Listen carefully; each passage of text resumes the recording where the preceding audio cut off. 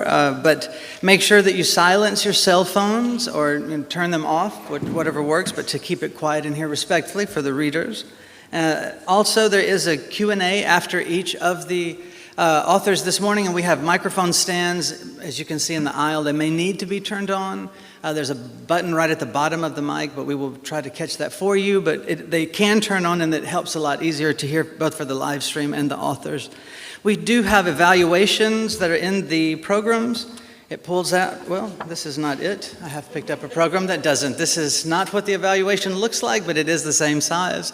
If you can fill the, thank you. If you fill those out, there's a box right out on the round table in the lobby. You can deposit them there.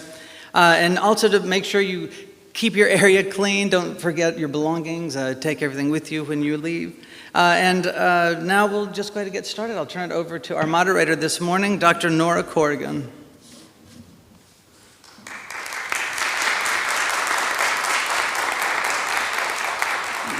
Thank you, Chris.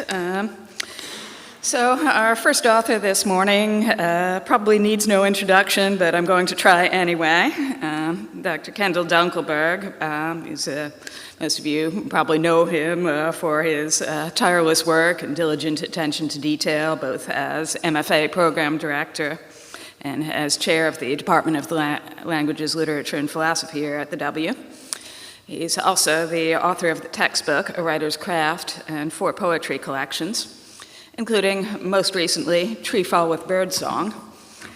In reading these poems, I was struck in particular with their attention to landscape, places that I could picture, whether I'd actually been there or not. As a reviewer for the Southern Review of Books puts it, this collection is full of the music of the natural world, but the birds and trees are not ornament. They're integral to how the poems think and feel. Please welcome Kendall Dunkelberg to the stage.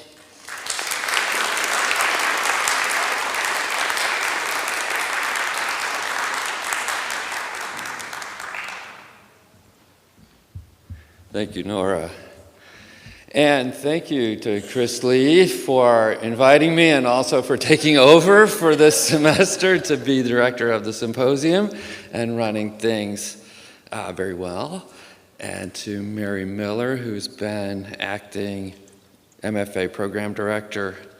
And Nora Corrigan is not only moderator this morning, but has been acting department chair of languages, literature, and philosophy. So thank you guys very much for stepping in for me there. And to everyone who's here this morning. As Nora said, I'll be reading from my 4th collection of poetry, Treefall with Birdsong. And as I was getting ready to do that, I've been doing a number of readings around and thinking about always trying to read a few different poems and read ones that I haven't read at different places to mix it up, and that way I get to read all the poems in the book eventually.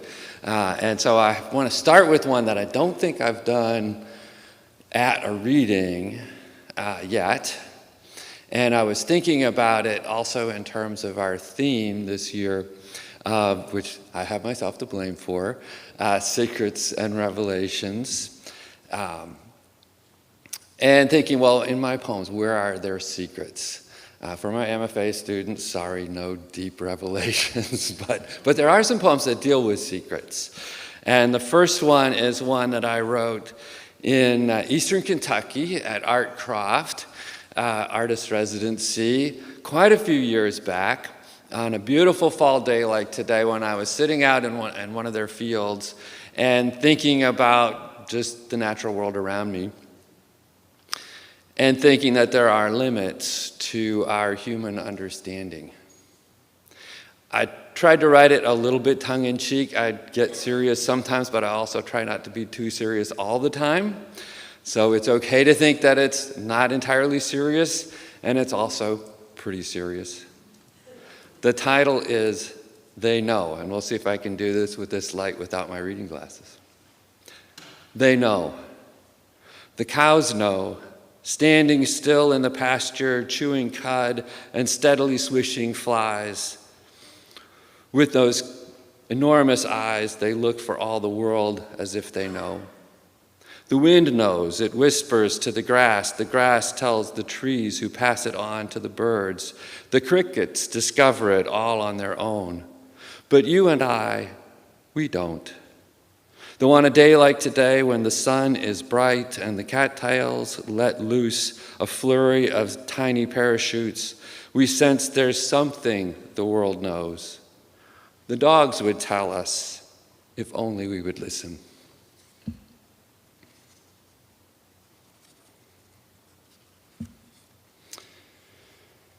The next poem is one I wrote after taking a drive back from Meridian with Columbus author Deborah Johnson. We'd been down to the Meridian Alumni Association to do a Welty preview a few years back when she was on our panel. And on the way back, after a lovely dinner with Betty Lou Jones and a few other alums down there, we encountered more deer than I think I've seen outside of a national park. They were just everywhere along Highway 45, and so I had to write a poem about it.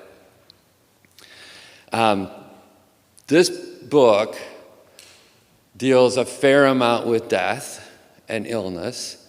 It's not a sad book, but there have been some illnesses in my family and deaths in my family, and so I was processing some of that. This is not about a family member. Fortunately, it's not about me. I wouldn't write the poem if the things that happened in the poem had happened. But as you're driving and you see a lot of animals at the side of the road, you think of these things. It's titled Ghost Deer. Or I think of these things. Maybe you don't. Driving home from Meridian late at night, we begin to see deer in the pitch-dark ditches. First one lone doe looking longingly at the road, then a pair, and soon whole deer families, ghostly in the dim white refracted light of the headlights' beam. Their eyes gleam green, always seeming to look right at us, though some are bending down to graze. We are thankful to see them and more thankful that they hold to their positions in the ditches. In our mind's eye, we witnessed the carnage that would happen if they bolted, knowing we would end up among the wreckage. Those ghost deer silently graze, silently bide their time, observing an uneasy truce.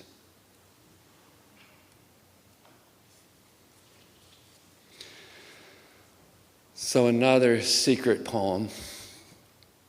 Again, no, I'm not a confessional poet. It's not a deep revelation, but it's more about secrets that you might see around you. And I will say one of the things that inspires me, or a lot of times when I'm trying to write a poem, I'm thinking about things that I've seen on a walk that I take. I usually walk down our river walk in the mornings, and so I try to be inspired by the things that I see. And this is one I wrote in January, and I'm really just thinking about the difference between what you see in winter and what you see at other times of year. Hidden. Winter is the season when hidden beauty is revealed. Green clumps of mistletoe suspended in the highest branches, or squirrel nests. The palest ghost of green lichen on fallen twigs, spiky sweet gum balls that litter the path, and the pearl white berries of a lone dogwood. Soon spring flowers will distract our eye, and in summer a dark green mantle of leaves will cloak trees and bushes. In fall, bright reds and yellows in golden sunlight vie for our attention, but on a gray, cold morning in January, these seed pods and parasites sustain us. Green moss and orange fungus on trunks bring some warmth and color to the sharp contrasts of bare black branches impaled on a cold slate sky.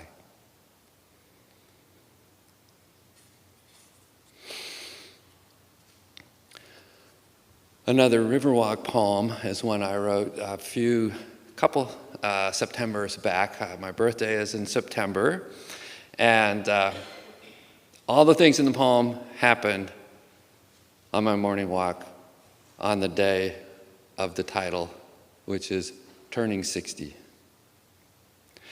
This morning, a summer tanager lights on a branch before me, gracing the world with her yellow presence, the color of the early sun through leaves that are only beginning to think of change.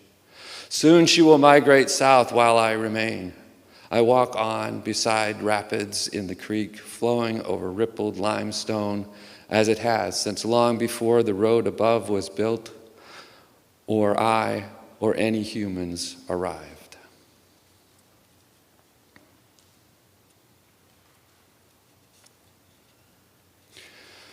So I thought I was writing fairly long poems. I've been told recently, reading out of the book, you write short poems. And I'm like, well, okay, maybe. Some of them are long, and sometimes my lines are pretty long. They will go all the way across the page. I've been getting into lines that are like 6, 7, 8 beats long, and kind of extending, trying to push the line further. But at one point I said, I have to stop. There was a time when I first, way back in probably 2014 or something like that, I said, I need to get on Twitter because I write these long paragraphs. And I need to have 140 characters to keep me in check. And poetry, I decided I really need to learn to write a haiku. And I had written some 17-syllable poems and sent them out to haiku magazines, and they would send them back and say, these aren't haiku. And I'd be like, why aren't they a haiku? Haiku, if you ever send the haiku journals, you will have, maybe you won't, but I would guess you might have that experience where there's just some really subtle things that people are trying to do in a haiku that it can take a while to say, I'm doing all the stuff that it says in the book that you're supposed to do, but why isn't it quite clicking for these people? And one of those things is what's called the cut, which is that moment in the middle of, well, not quite the middle of the poem, either after the first line or after the second line, where there's a shift. I'd like to say turn, but I kind of don't want to say turn because we talk about turns in poems all the time, and I think it's a little different to think of it as a cut between one perception and another. And I like that in a haiku it's off balance, that you have either the first basically third, maybe a little more than a third of the poem, and then you turn it around and you give the reader something else. Or you give them just a snippet and then you fill it in. So that change, that shift between the first images you get and the second, and that sense of enlightenment or that sense of realization as you look at those two things is what you're going for in a haiku, without telling the reader what you're trying to get them to think, and maybe without even thinking or knowing what you're trying to get someone to think, but just putting it out there. I think that's the other thing for a narrative poet like myself that's really fascinating with haiku is that you have to step way back and just put the language and the image out there without leading the reader on, only just dropping a few little hints. So I have a whole series, I won't read them all, titled Tombigbee River Haiku, that were based on things I saw along the way, and really thinking about presence and absence, changes of seasons, because a haiku should have a seasonal word if you're writing in Japanese. We don't have those seasonal words, but you try to hint a little bit at season. And loss and renewal, which are the two themes that I'm trying to weave together throughout the book. So just a few of those haiku. Splash. The size of the fish grows with the ripples. A pale full moon floats over silver fog, frost and first crocus.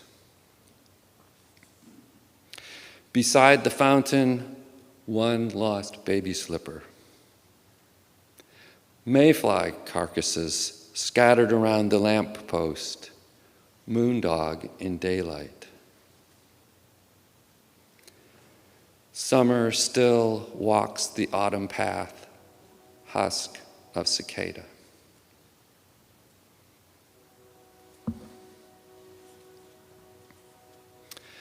Because I'm at MEW, and because I was given a commission a while back to write a poem for the National Museum of Women in the Arts, the Mississippi chapter of the board of that museum.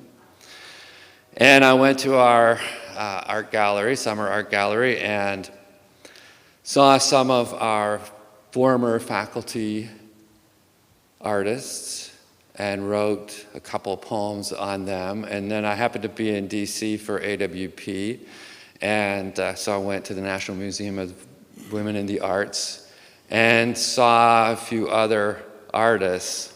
One who has no association with the W except that the painting was one that was in my World Lit textbook and I'd been fascinated with for a long time, and so I had to include Remedios Varo in the series. And then the other is a W alum, Valerie Jodon. So I think I'm going to read just two of them, watching my time.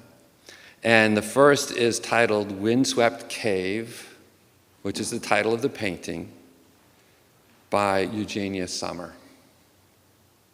And I will say it's kind of abstract. You can tell there's a cave, you can tell there's color around it. But with most of these paintings, there's a little question is, well, what am I supposed to get out of this? Right?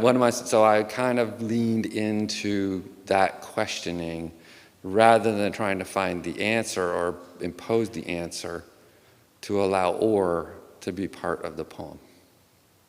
Windswept Cave, after Eugenia Sommer. A mountain or mesa or cliff with windswept sunset colors, or is it sunrise? Can you tell from the blue of the sky or the sea, a window in air, the dark shadows of a cave, a foreboding night, or the warm embrace of shelter from the stark white walls of stone beneath the green blankets of grass, chaos and calm, blood, storm, birth.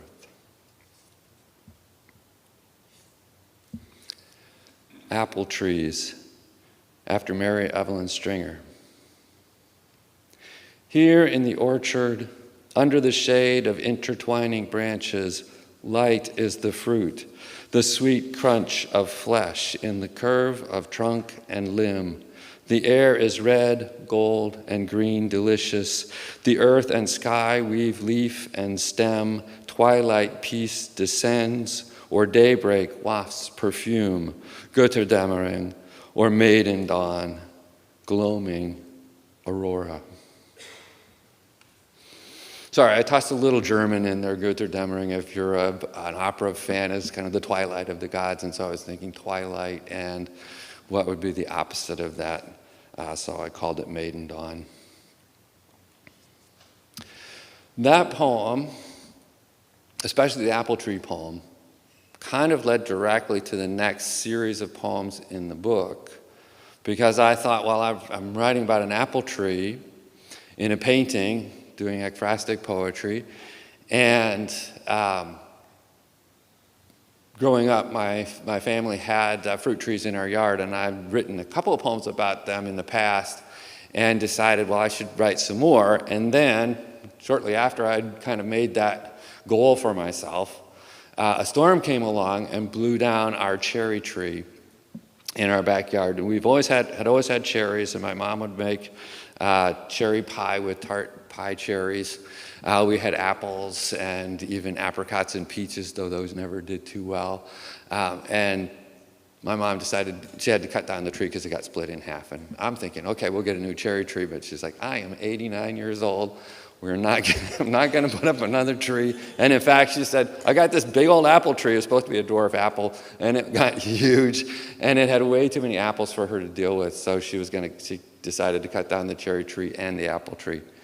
And, I'm here in Mississippi, she's in Iowa, and what can I say? So, okay, Mom, that's fine, because I can't come help you pick those apples.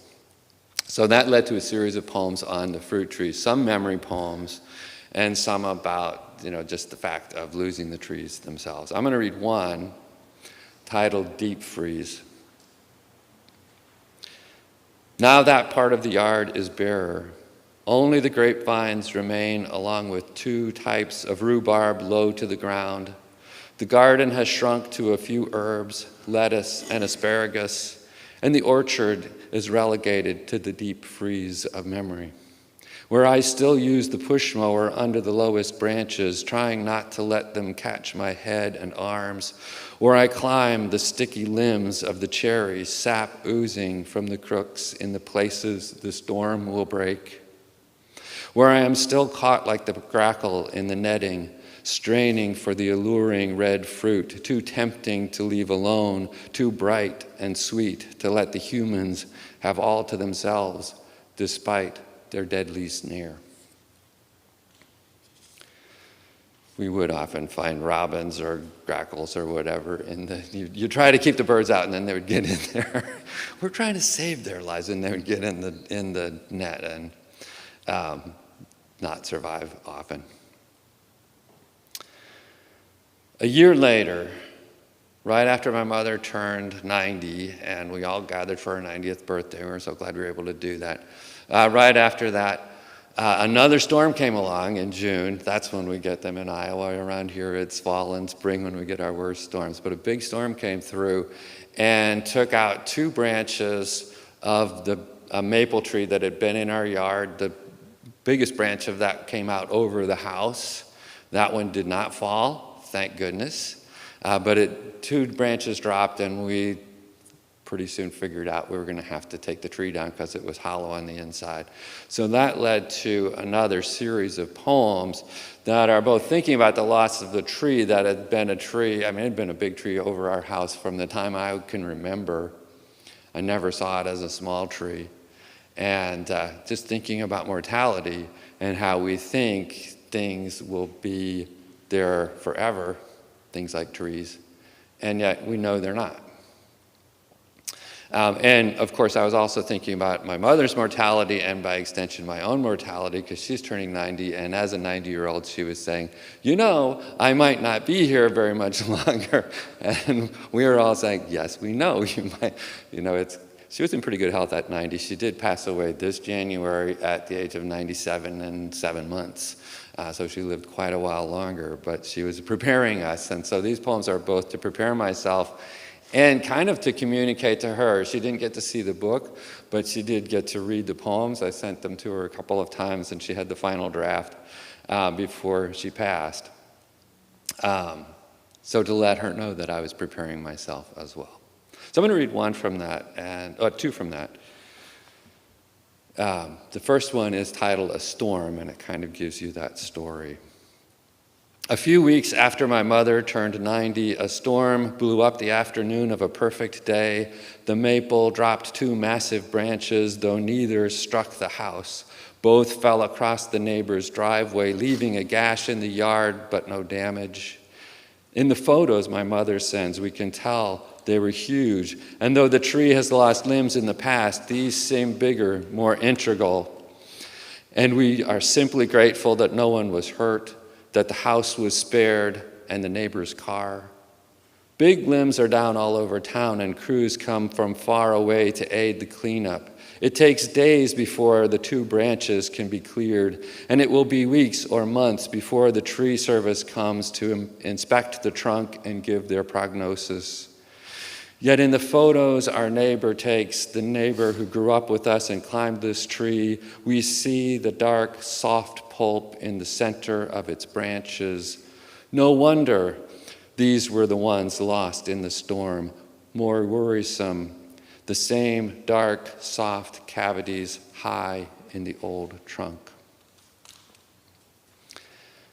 And I'll read the last one from that series, where this was all before that my mom actually had the tree cut down when I was writing about it, but trying to imagine what it would be like. And there's a poem, the previous poem is titled The Stump, which I'm not going to read because you have to buy the book, or not. But I'm not going to read that one, but that was thinking about, okay, what's it going to be like when the stump is gone? And then I'm thinking, okay, what's past that? So this is titled Moondog. I can imagine a stump, the remains of the tree under which I was raised, but can I picture it gone? What of the night I return in winter to nothing? No stump, no sign of the tree my parents chose to build a home beside. No grave except a bare patch of lawn and a wide expanse of sky. What of the night when I stand in that yard looking to the pole star as my guide, and all I see is an icy crystal ring around a pale, fickle moon? Yes, the 2 maples my parents planted on either side of the driveway will still be there, young saplings now grown to sentinels. Like my brother and I, not giants, like the big maple, but survivors ready to claim their place, their branches glistening with frost in moonglow. Maybe, come spring, we will plant another young maple to mark this one's passing. Maybe it will be the start of a new generation. But now, on this clearest, darkest night, there is only a moondog of grief, where once we climbed rough branches to the stars. When I wrote that poem, I thought I was done. I thought I had a book. I had enough poems for a book, and it had a nice arc. Life doesn't always work that way, students. My publisher changed hands and changed directors. The publisher, the director of Texas Review Press had passed away, and they had an interim director who didn't want to make any decisions. And then when they brought a new director in, he said, well, we want to take the press in new directions. I said, thank you very much for not including me in that new direction. But anyway, I found after some attempts to get them to publish it, that I was kind of back on the book market and trying to find a publisher for my book. So that takes a little while, and took a few more years to find a good publisher. I'm really happy with Fernwood Press, who is my press these days. And I've also recognized that it's much less common for, especially poetry presses, I think, to keep a stable of writers and keep publishing the same person. I see more poets publishing with different presses. So it seems to be kind of a trend right now that, a book is a one-off at a press. I'm hoping that's not the case with Fernwood. Maybe they'll be happy with my next one. You never know. So it's good to find a home. One of the things that happened during that time of searching for a publisher was the COVID-19 pandemic, as y'all are painfully aware of. And I began writing a number of poems that, in that moment, and thinking about what we were all going through and grief, and trying to, dig our way out of isolation when we were in lockdown and that kind of thing. So the last section, which is titled Quarantine, though only a couple of the poems specifically reference COVID or reference quarantine or the pandemic, I'm thinking about that. And one of those poems, I'll read 2 from there.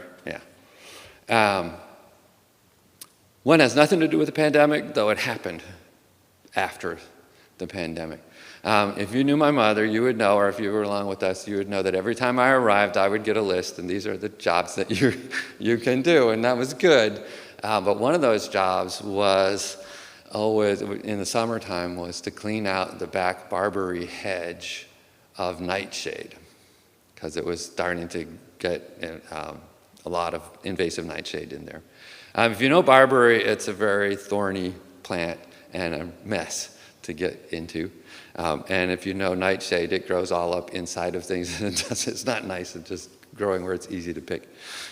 So we had to pull that out. It also has a very distinct smell. I don't think the nightshade we have here in Mississippi, at least not in what we have in our yard, is quite as invasive and quite as scentful as the ones that we were pulling, but it would just overwhelm you. So I thought, well, this is another form that I was trying in this collection is the pantoum. And a pantoum is a Malaysian form originally. It's been adapted around the world, but what you do is you take lines 2 and 4 of one stanza and make them lines 1 and 3 of the next. And in the end, you repeat lines 1 and 3 of the poem as lines 2 and 4 of the last stanza. If that doesn't make any sense to you, that's okay. All I'm really trying to say is if you think I'm repeating myself, I am. Nightshade. The heavy, deadly scent of nightshade hangs musky sweet like the smell of the day's first rain. It pervades the hedgerow where we pull invasive weeds, bright purple flowers with yellow stamens.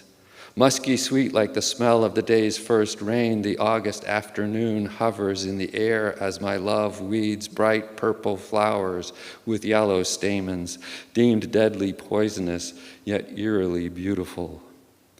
The August afternoon hovers in the air as my love for this place lingers in waves of heat and dry grass.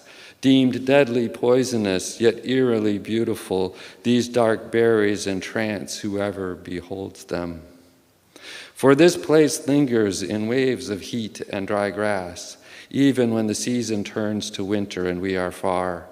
These dark berries entrance whoever beholds them, remaining etched in memory like noxious fumes. Even when the season turns to winter and we are far, the heavy, deadly scent of nightshade continues to hang, remaining etched in our memories like the noxious fumes pervading the hedgerow where now we are invasive.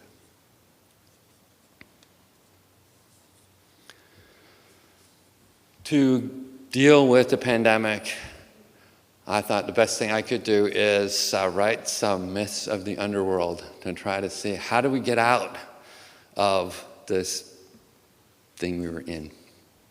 I wrote one because I'd mentioned in one of the Treefall poems, I'd mentioned Gilgamesh, and I teach World Lit, so I'm steeped in Gilgamesh, the Sumerian epic, where Gilgamesh does a number of things, but one of the things is he goes to the underworld to try to see, anyway, his good friend, Enkidu, who has passed away.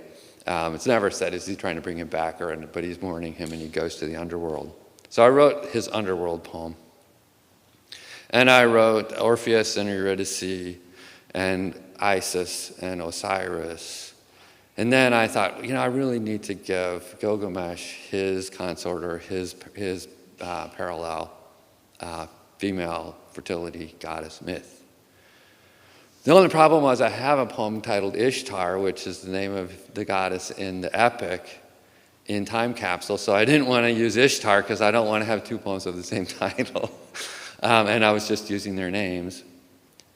So I decided to go back to Inanna, the Sumerian goddess, and that made me think of the connections between a lot of the goddess stories going to the underworld. So we come back to that idea of Or and thinking about which goddess are we thinking about here. But Inanna gets the title of the poem, Inanna. A flurry of red cedar waxwings reveals the mulberry, its lush fruit nearly ready to ripen into deep royal purple. The swallows have returned under the bridges, crisscrossing air, chasing one another, rebuilding nests, as one lone drake flies overhead, straight as an arrow. Pick your goddess. Inanna, Ishtar, Persephone, Astarte. See her finishing her trek from the underworld where she has been replaced by her lover, or her mother has bartered for her release.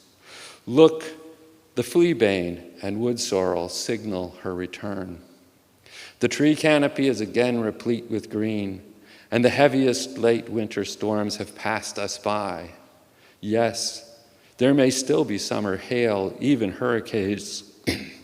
Yes, we know the winter's dark looms just over the horizon. For now, rejoice in the soft song of her familiar doves. Rejoice with her bees as they collect sweet nectar. Thank you.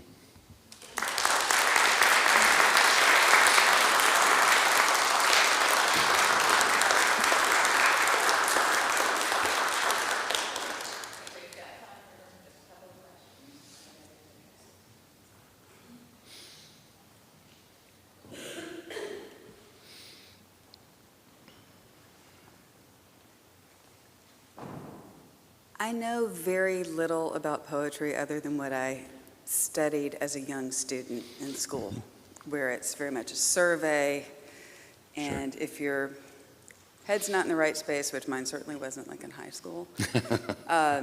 You've learned a little bit about it, but you haven't really felt it and experienced it that much. Yeah. When you go out to nature and you have these experiences that you want to put in your poems, do you sit and write something there? Do you make notes and then you go home and over the fullness of time you start to piece it together? Or do you go home with something on a piece of paper that you then monkey with, but it's part of like almost made in the moment?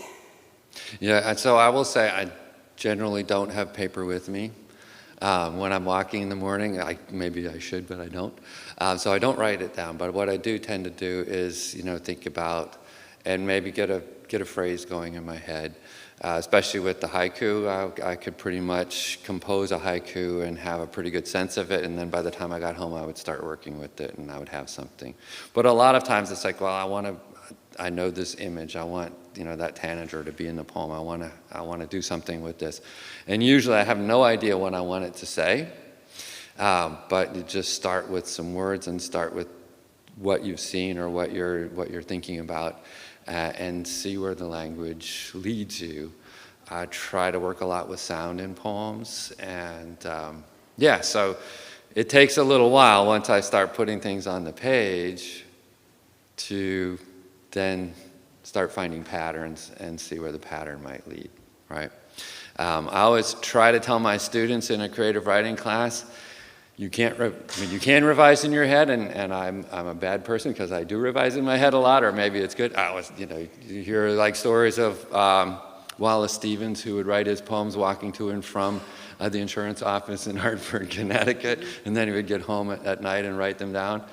So that is a possibility, especially with poetry, but a lot of times you can't really do much with it until it's on the page. So putting something out there, and then you can start mucking with it and working with it until you get it to where you would like to see it.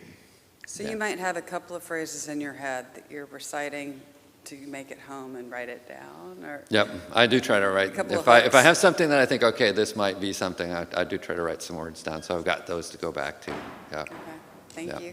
Sure.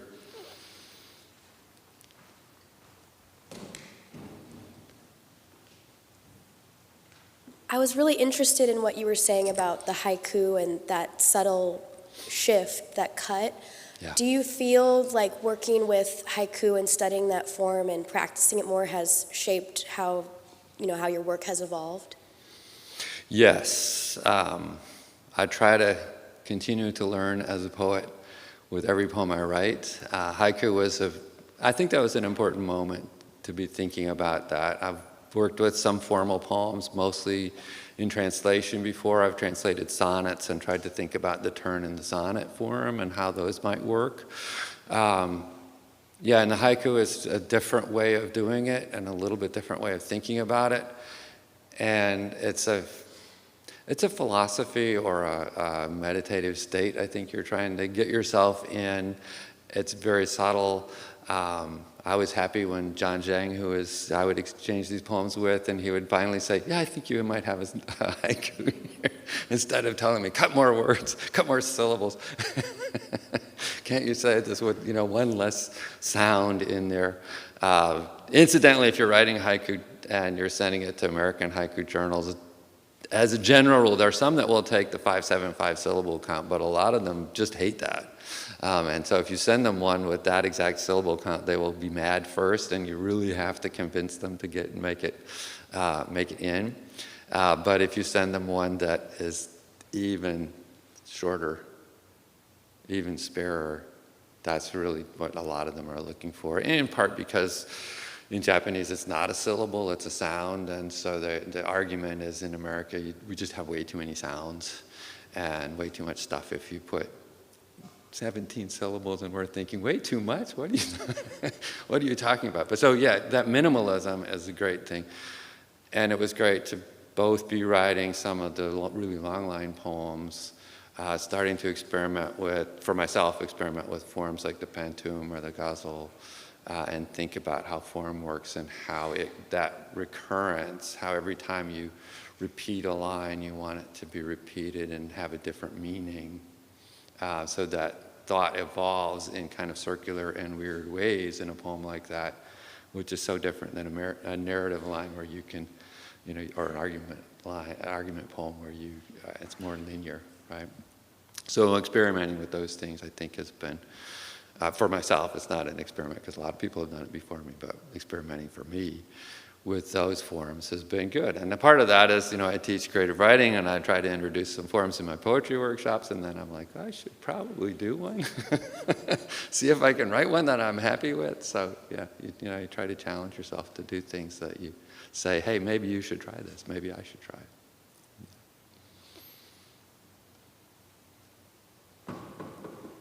Kendall, your metaphors are beautifully realized. How much does a powerful metaphor drive the creation of one of your poems? Yeah, well, I think I'm always looking for connections.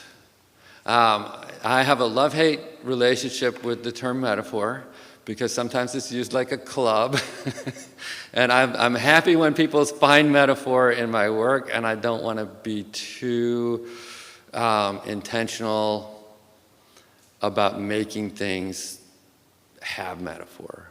I want metaphor to emerge out of the materials that I'm working with by finding those, the resonance between an image and something that you're thinking about. Is it an image of a flower or whatever, and and can you tie that to grief or whatever bigger concept that you're trying to get at a little bit.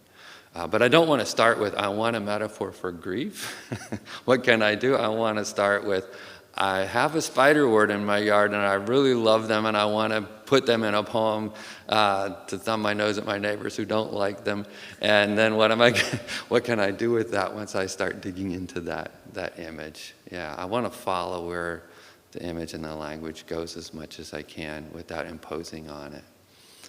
And I hope that's successful when you get it that way, that it feels natural and it feels like something other people can recognize in what you're writing about without feeling like you are telling them what to think. Right?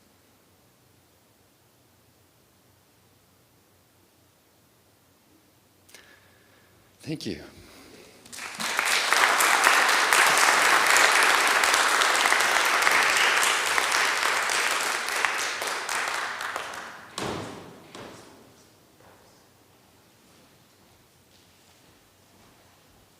Thanks for those wonderful poems, Kendall. Our second writer this morning is LaHaye Fontenot, is a native of South Louisiana and editor of Country Roads magazine. Her book, Home of the Happy, A Murder on the Cajun Prairie, is a remarkable mix of family memoir and investigative journalism.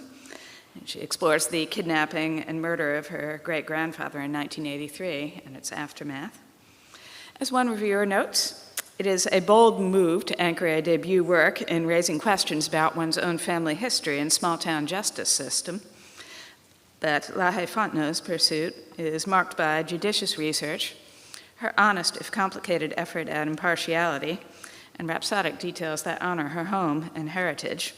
And while reading Home of the Happy, I was just in awe of how challenging and how fraught this must have been to research and to write.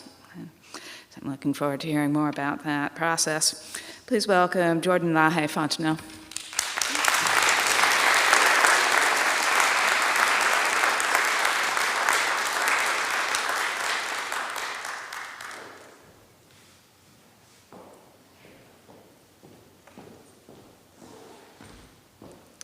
Good morning, everyone. Thank you all for being here. Thank Kendall for that wonderful reading, and Chris, and everyone who's organized this really special weekend. Thank you for having me as a debut author who never got her MFA, that I've just been pinching myself all weekend to be included with so much talent and so much wisdom. So this book is a work of nonfiction, and has been kind of branded as a true crime memoir. It follows my adventures over the past almost decade, kind of unearthing, re-examining, and contemplating the mysteries of my great-grandfather's murder in 1983 in Mamou, Louisiana. I'm going to start with a section from the beginning, and then I'll skip around a little bit and provide context where we need it.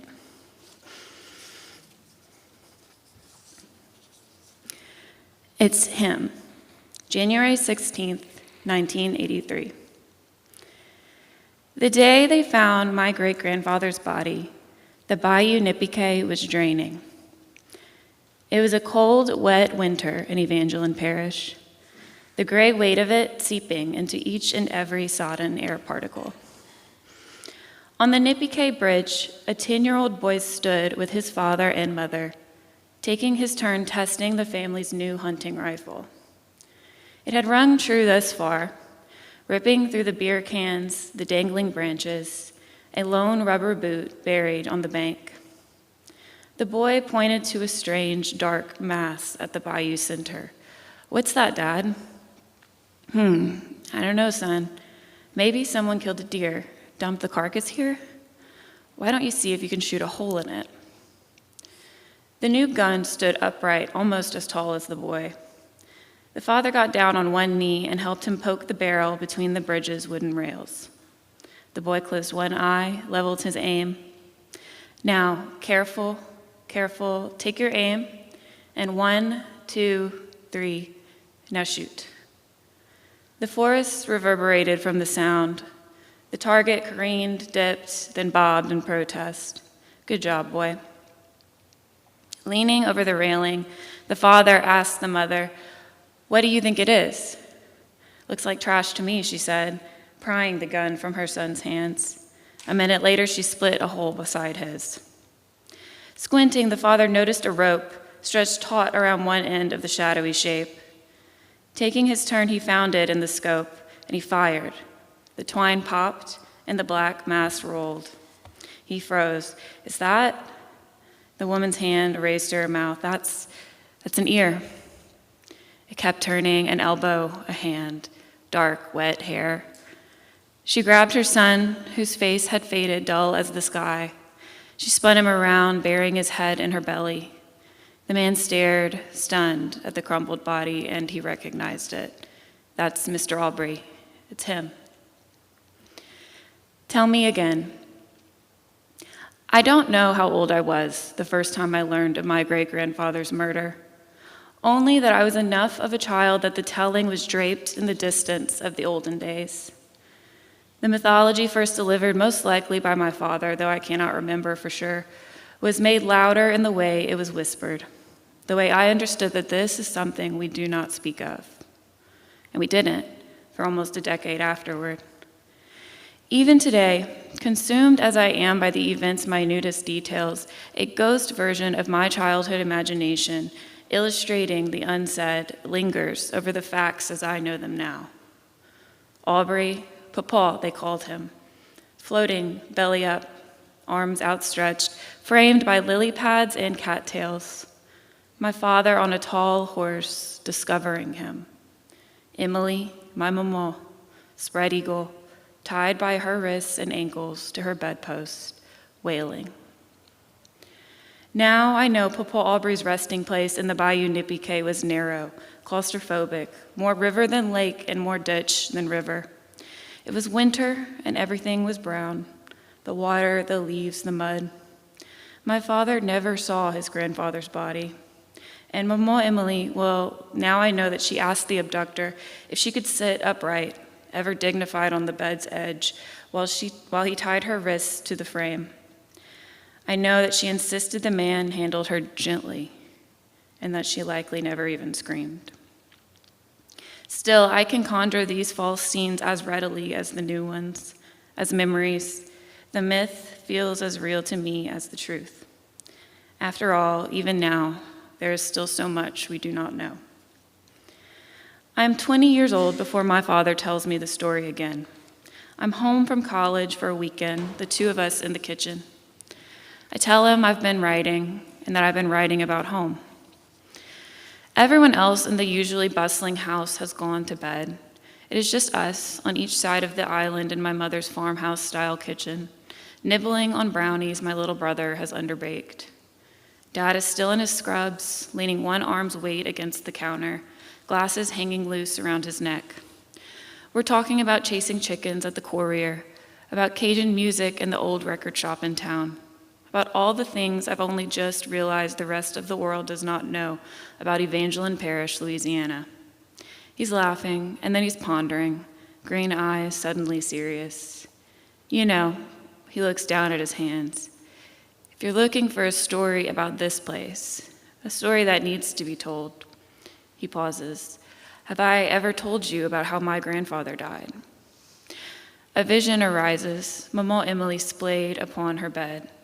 Some of it, I say, but tell me again. Day 1, January 6th, 1983. In those pre-dawn hours, a soupy fog spread itself across the Mamu Prairie, soaking up the first struggling strands of sunlight, then dissolving them into extended gray. In houses up and down LaHaye Road, men rubbed their eyes and peered out their windows toward the flooded rice fields, listening for migrating ducks. Unable to see even into their backyards, they dialed each other one by one to call off the morning's hunt. Presiding over all of it were the 3 LaHaye castles, Aubrey and Emily's Acadian-style cottage at the center, flanked on each side by their sons' manors, my Uncle Glenn's to the right, my grandfather Wayne's on the left, grandiose behind their collections of sprawling oaks. The farmer and the doctor and their wives, the Dupre sisters, Aunt Janie and my grandmother Susan. In between each house extended open expanses of pasture land, populated by LaHaye brothers Angus cattle, some of the finest in Acadiana. The driveways were full, the college crowd in for the holidays. At 5 a.m., at the heart of it all, Emily's alarm went off, a reminder to reset her chime clock, which had been stopped for weeks. Plugging it back into the wall, her eyes caught a glimpse of her reflection in its glass face, a flickering outline of her sleeping-capped, dentureless state. She squinted, turned away. The old house creaked as she shuffled into the kitchen, awakening to its familiar morning whispers, water rushing, splashing into the coffee pot, a measuring spoon clanking against the edge of the canister, the old man sighing from the bedroom. The cold air gripped my great-grandmother by the waist and led her back to bed. Since Aubrey's retirement, there was no longer any hurry, no suit to lay out. They were still learning this new, slower routine. Breakfast could wait a bit longer. She curled up beside him like when they were young, living in that cold little house on the plateau, dirty chickens clucking through gaps in the floorboards. Aubrey grunted, rolled over, gave a lazy smile and squeezed her, eyes still shut. Emily breathed in the coffee's first curling fumes. Rap, tap, tap. 3 knocks ripped through the warmth of her half-sleep. She opened her eyes. Aubrey didn't budge. Reluctant to leave the heat of his body, Emily convinced herself she'd imagined it. Rap, tap, tap. More urgent this time, unmistakable. She rose. Aubrey, someone's at the door. She waited for him to roll into a sitting position, rubbing his eyes. The knocking came again. Emily walked through the kitchen into the living room, didn't turn on any lights in the still lightless morning. Before she reached the front door, she could already see through the panes that there was no one there. She paused. The hammering returned, this time from the den. Whoever it was had moved to the side door. What could anyone want so early? From the bedroom, Aubrey cautioned her, "Be careful, Emily." She passed back through the kitchen, stealing a look through the window over the sink, flipping on the porch light. The subject materialized, a man dressed in dark clothes and a funny hat, his pale skin bathed yellow. She opened the door a crack. "Can I help you?" It was a quiet voice that responded, one accented with a Cajun dialect not unlike her own. "I'm so sorry to bother you, ma'am. I had myself a little accident down the road. I was hoping I could use your phone to call a wrecker." Emily released some of the tension in her shoulders, opened the crack an inch wider, turned back toward the bedroom. "Aubrey, please come see." She looked the stranger over, a young man around her grandson's ages, familiar looking. Aubrey's hulking presence entered the doorframe, extended a hand. "Good morning, sir, and what is your name?" "Hey, Mr. Aubrey, I had me a little accident." Nodding, Aubrey leaned back and put his hands into the pockets of his pajama pants, the way he did when he assessed a potential borrower at the bank. And now who do you say your people were? I'm a Vedrine, gesturing behind him. I live right down the road. Where do you work? I work in Malmö. Well, surely I must know you then. Come in. Emily opened the door and stepped backward, inviting him across the threshold. Turning to her desk, she gathered up some phone books, handed one to Vedrine. Flipping through another, she asked him, which record do you want? Parodies will do just fine. Finger on the number, she was reaching for the phone on the wall when Aubrey choked out the words, "Oh, no." Emily turned around and the phone book hit the ground. The man was holding a knife to Aubrey's chest, pressing a crease into his shirt. Practically whispering, the stranger spoke, "I don't need the phone. I'm here for money." Aubrey's eyes, wide, locked on Emily's, which were still glued to the knife. It's small, she couldn't help but notice. Nothing more than a pocket knife. Look, she said, emerging from the initial shock. Sir, we don't have any money here. Nobody keeps money in their houses any. I've got a little bit, Aubrey interrupted her, turning toward his captor. Go get my wallet in the bathroom. Before she could move, the stranger's free hand grasped her arm. Oh, no. How do I know you won't go and get a gun? Shaking her head, Emily told him there was no gun in the house. He was vibrating with a manic energy, but his eyes were soft, gentle even. No, he said, we'll all go. Her body acted dutifully, leaving her stunned spirit behind, moving into the hall through the bedroom, one step after the other. The men followed awkwardly, the knife never budging. From the blue tile countertop, beside their toothbrushes, Emily grasped the worn leather wallet. The stranger snatched it from her, looked inside, shook his head. $200. He pocketed it, then turned back to Emily. Okay, now this is how this is going to go. He pointed to her. I'm going to tie you to the bed right here. Something about the way he said it, with reluctance and a certain sense of duty, it alleviated her fear just a little. He only wants the money, she thought. He'll tie us up, and he'll leave. This will all be over soon. Well, come on then, he said. She took a breath and stepped forward to the corner of the bed. The stranger kept Aubrey close, moving the knife away from him and pointing it toward her. I don't want to hurt her, he said, but if either of you move an inch. He produced a coil of rope from under his jacket, grabbed her arms, and drew her clenched fists together. Would you let me sit down, please, she asked, gesturing toward her arthritic legs. He paused, looking at the old woman in front of him, grimacing without her teeth in, barefoot in her nightgown. He nodded, stepping aside so she could arrange herself on the bed before starting to wind the rope around her wrists, pressed together prayer-like, blood pulsing on each side of shaking soft skin. As he tied the knot around the bedpost, she noted to herself that it was a poor one. The knife returned to Aubrey's chest. You aren't going to tie me up too, he asked. Not here, the stranger said. You and me will go to the front. As the stranger pushed him toward the door, Aubrey looked over his shoulder to catch Emily's eyes one last time. There, she managed to find a familiar reassurance, a promise as though he were saying, It will be okay, Emily. Of course we will be okay. We always are in the end. Then he turned away.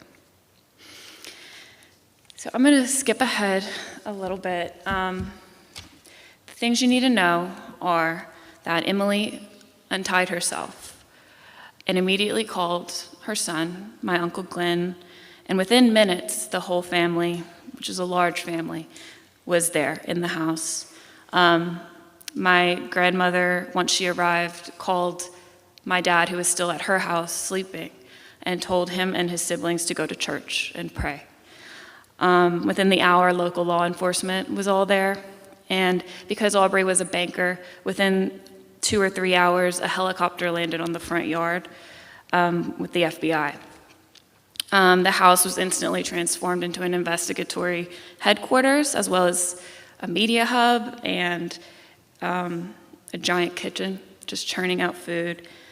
And around 9 a.m., the kidnapper called with demanding $500,000. And they said they would call back with instructions later, and they never did. So we'll be starting from day 2, the next morning. January 7th, 1983. When I imagine how my great-grandmother must have spent that first night without her husband, I see her stubbornly refusing to retire anywhere but her own bed, despite the constant screaming reminder of its emptiness. She wouldn't have slept a second. Hours before daybreak, she'd have abandoned it, recalling how long it had been since she showered and how so many strangers had seen her in her pajamas the day before. She'd turn the water on hot, scalding, and stand beneath it for what must have felt like hours. She'd have taken her time, wrapping up her hair in curlers, selecting a dress for the day. What shade of lipstick do you wear to send off a search party? Just when the pleasure of such privacy might have started to impress itself upon her, she would have felt the weight sinking back in, starting in upon her shoulders and spreading out across her chest. See her leaning against the wall, sinking to the tile floor, wheezing. As early as 5:30 a.m., 24 hours since the stranger entered her home, Emily was sitting at her kitchen table, holding a cold cup of coffee in both hands. The room was buzzing, Susan stirring up a bowl of cornbread batter, bacon frying on the stove, Detective Guillory shouting out orders, various officers passing in and out. Someone had brought in early editions of the local papers, the front pages reading, "Mamu banker grabbed at home. Son wants proof father is alive before paying, officer says. Ex-Mamu banker kidnapped." They were calling it Evangeline Parish's first ever kidnapping case.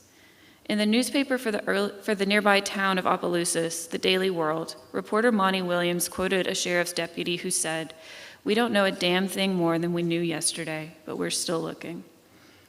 No one had slept. Glenn, Janie, Wayne, Susan, and Tot, these are all of Aubrey and Emily's children and their spouses, had stayed overnight, sitting in the outdoor kitchen with the officers and agents, sustained on coffee. All of Aubrey's grandchildren had stayed in their parents' houses, even the adults who had homes in the area. No one wanted to be alone. Each house had an agent on guard, as well as an FBI-issued gun. The agents and officers who remained worked through the night, canvassing the immediate area, pulling at strings, rotating through naps on Emily's couches. As the hours stretched onward, no one spoke of the possibility that the abductor might have already killed Aubrey. They focused instead on the fact that he did not have access to his blood pressure medication. If the kidnapper didn't kill him, a heart attack soon would. "Can I get you anything, ma'am?" Emily startled, a trance broken. She looked up at the handsome young man in front of her, one of the agents. "His name is Ellis," she remembered.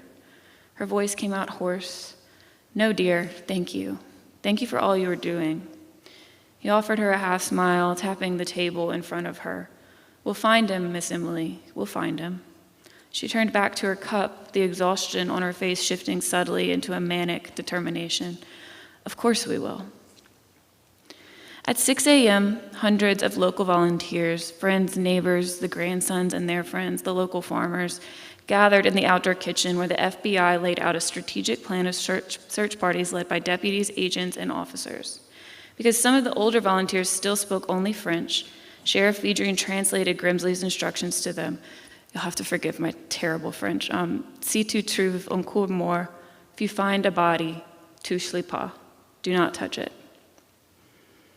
They spread out on horseback and in squad cars, ATVs, and boats, through the rice paddies and out to the duck camps, through the forests and into the trailer parks, knocking down doors and wading through swamps. Above them, helicopters churned the sky, searching for a suspicious-looking pickup truck. Throughout the day, a steady stream of vehicles passed down the remote LaHaye road, slowing to ogle at the activity, the FBI, the helicopter. Things like this don't happen here. Officers stopped each sightseer, asking for license and registration and to disclose if they traveled this way frequently, particularly during the hours of 5 a.m. to 7 a.m. Do you pass here every day, every week? Did you pass here yesterday at this time? Did you see anything out of the ordinary, anything at all? Guarantee Bank stayed open and the lobby stayed full. People stood idly in groups of 2s and 3s, whispering, coming in to make small withdrawals just for the chance to ask the tellers, "Have y'all heard anything?" Whenever they went on break, the tellers and the clerks started combing through Aubrey's records. Were there any big transactions, any unusual deposits? Was Aubrey or the bank suing anyone? Who did he piss off? That afternoon, at the FBI's recommendation, Aubrey's children invited local media to the courtyard at the front of the house. The goal, the FBI had explained to the family, was to appeal to the kidnapper's conscience. Wayne, my grandfather, milder-mannered than his hot-tempered older brother and better known across the community as the town doctor, was selected as the more sympathetic spokesperson. After introducing himself as Aubrey's son and physician, and thanking the dozen or so newspaper and television reporters for coming all the way out to the country, Wayne pulled out the statement they had spent the last several hours perfecting. His siblings and their spouses stood behind him, Glenn glowering at the crowd, hands in his pockets, Susan actively weeping. Addressing the kidnapper, Wayne intoned just a little too quietly. "I feel you cannot know the grave medical danger our father is in right now, because he has been unable to take medications for his illness." He struggled not to look down, to train his eyes on the cameras. "Our only concern now is for his safe return. Please reestablish contact with us by calling the number you called earlier, or by getting in touch with someone who can." Things unspoken. By the time my dad delivers the box of old newspapers, I've already read most everything available online about the Aubrey LaHaye murder case. A wave of insomniac obsession had me, night after night for weeks, cracking the pitch dark of my bedroom open in a blue glow as I waded through thousands of results for Aubrey LaHaye murder Mamu in digital newspaper archives. A small-town kidnapping and murder of a 70-year-old rich white man, the trove of news coverage was deep, stretching from the tiny Mamu Acadian Press all the way to a brief article in the New York Times. My computer became clogged with those digital scraps, and I pored over them meticulously, filling a notebook with details and phrases that jumped from the screen. The agitated, unnamed neighbor interviewed on the first day, who worried over why the kidnapper had not worn any disguise. The way the journalist described Maman Emily and Papa Aubrey's home as fashionable and spacious. I draw 3 question marks beside the note. 2 white men believed to be robbers forced their way into the LaHaye's home. A supposed misprint that ran in several outlets those first few days. In large script taking up a whole page, I copy out a reporter's description of the scene that first morning, with everyone huddled prayer-like around the phone. A dissonance clangs within my chest each time I read the names I recognize so well. Mamans, my grandfathers, my grandmothers. Each time I recognize the courtyard and the photographs beneath the headlines, the same house my dad's older brother Danny, my parrain, godfather, inherited, where we to this day gather for Easter, Christmas, baptisms, birthdays, bridal showers. The bathroom, my dad swears, still smells like it did when Papa Aubrey was alive, a must of old perfume floating in rue. In the newspapers, I see the branch behind Agent Grimsley's head, and I know the tree it belongs to. I wonder if I'll ever be able to stand in that kitchen again without reaching my mind out into the walls, asking what they remember. I wonder how Parrain Danny was able to sleep in that bedroom all those years, to forget what happened there. His grandchildren now race through the hallways, play pretend in Papa's old office. 4 generations pass, the shadows have diminished to nothing. I read the reports again and again, trying to reconcile the layers of my reality with this one. The revelation feels ridiculous and almost embarrassing that this story had felt so distant, so mythic when I heard it as a child. Somehow, I had failed to realize it happened to the people I love. My dad was only a few years younger than I am when he saddled a horse to go looking for his grandfather's body. This is not the story I know of my family. This is not the legacy they delivered to us. Bad things don't happen to the LaHayes, with our giant, beautiful families living in the giant, beautiful houses out on beautiful LaHaye Road. Aubrey and Emily's progeny are Evangeline Parish's doctors, They are the region's nurses, its teachers, its farmers. They are active members and generous donors to the local Catholic churches. The name LaHaye can get you out of a speeding ticket all over the state or trap you in an hour-long round of stories with an old man who used to be podness with your uncle. For a period, most of the babies in the parish were delivered by my grandfather, Papa Wayne. As they grew up, they'd visit my Uncle Nick when they got the flu, a whole generation developing schoolgirl crushes on the handsomest of the LaHaye men, their family doctor. Many of them would be taught kindergarten by Aunt Sandy, whose doting lilt in her voice would forever be associated with the alphabet. And they'd fix their lisps during speech therapy with Aunt Dusty. Later, when their parents divorced or became addicted to drugs or enmeshed in some other crisis, they would go to counseling with my grandmother, Mommy Susan. And to this day, almost every Viagra prescription in town goes through my dad, the town urologist.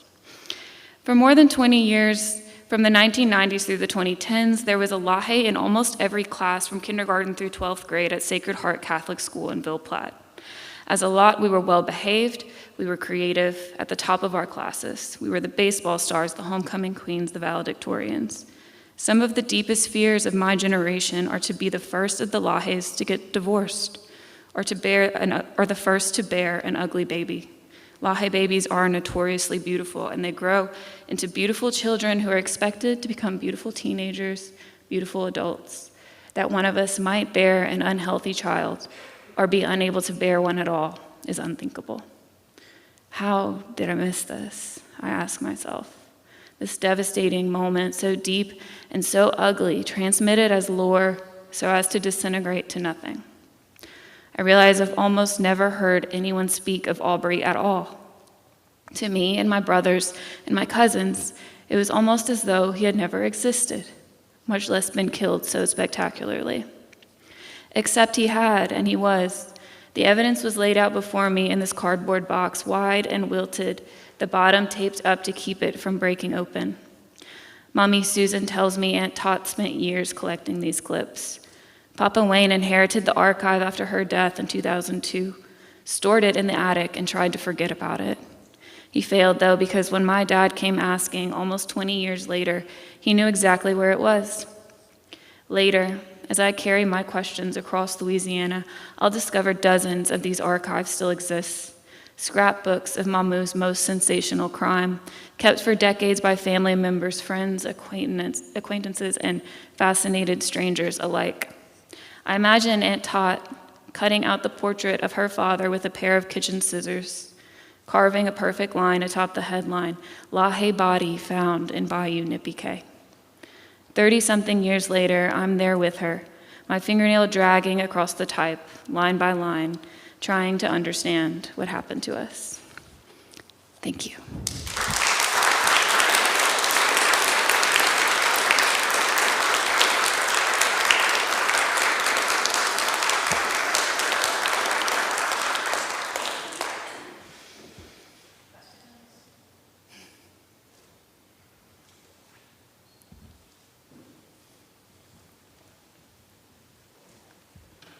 I typed my question so I wouldn't forget it. Something I think you do well is not making Boffa out to be a villain, which is something you could have easily done. You approach it mainly from a journalistic standpoint while still being close to the situation emotionally. And you maintain your indifference throughout the book, whether you think Boffa is innocent or guilty. And I was wondering if that had anything to do with you not wanting to sway the reader in making a decision for themselves. It's a great question. Thank you. Yeah, I think the effort at objectivity was more about myself, I think, than the reader, although that was important too. I think I was really trying to do what my family hasn't done these past 40 years and really not search for closure as much as truth. And the truth had to lie somewhere that they hadn't looked yet. It wasn't just there's a quote and it's from my dad, and he told it to me right before this book came out, and I went back and added it in because it was so good, but it was that my grandfather Wayne seeks peace over truth, and I think that that really classifies a lot of the struggle that I found in my family and how they processed this whole thing. I think that that desire for peace really left a lot of questions unanswered that a whole nother family has suffered from enormously, and I think my family has too as well. So I felt it was impossible for me to not look at the truth of this person who was accused of this murder and how it didn't all fit together and how that affected his family as well. I don't know if that clearly answered your question, but yeah.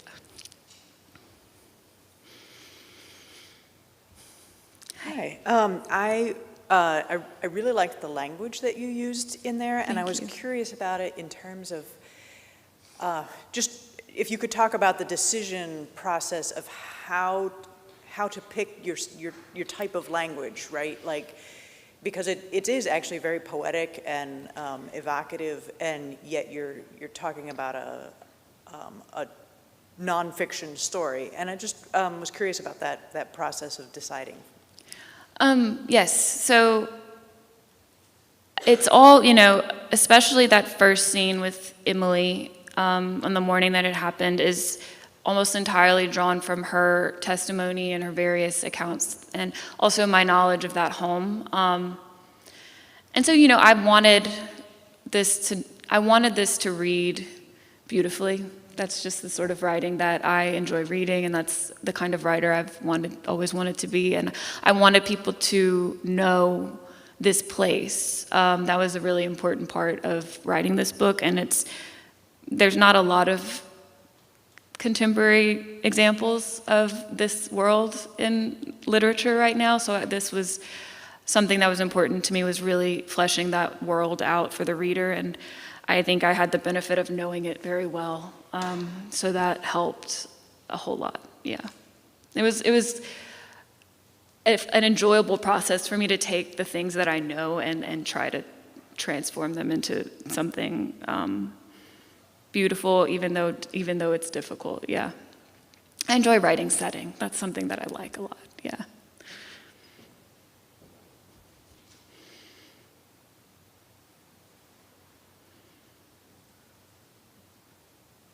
I'm curious about the publishing side, how you're being treated as a writer. Are you being treated as this is a one-hit wonder, you had one juicy thing to write about and thank you so much? Or are people saying, what's next for you? What are you working on now? Are you being pigeonholed as a journalistic investigative writer? I don't know if that's a term, but you know what I'm saying. How are people in the industry receiving you and either encouraging you or shutting you down? In the industry, I've certainly had encouragement from my agent and my editor who have been wonderful and hope to, continue our relationships and work on future things. Out in the world and public and I guess in reviews, I think places that have bothered to review me I'm grateful, noted the literary quality of the work, which even more than the sensational aspect of it. And so I hope that's indicative that they hope to see something more than just true crime from me in the future. But we'll see. I am still not sure what I'm going to do next. So that's part of the whole journey. Yeah. Not journalism. I think what will happen next is probably an essay collection. I'm definitely most comfortable in nonfiction. So, but yeah, I think I'm gonna, and the thing about this book is that it's not entirely finished. There is some unresolved things that we're planning to add an afterword in the paperback. So I'm still doing some reporting on this story.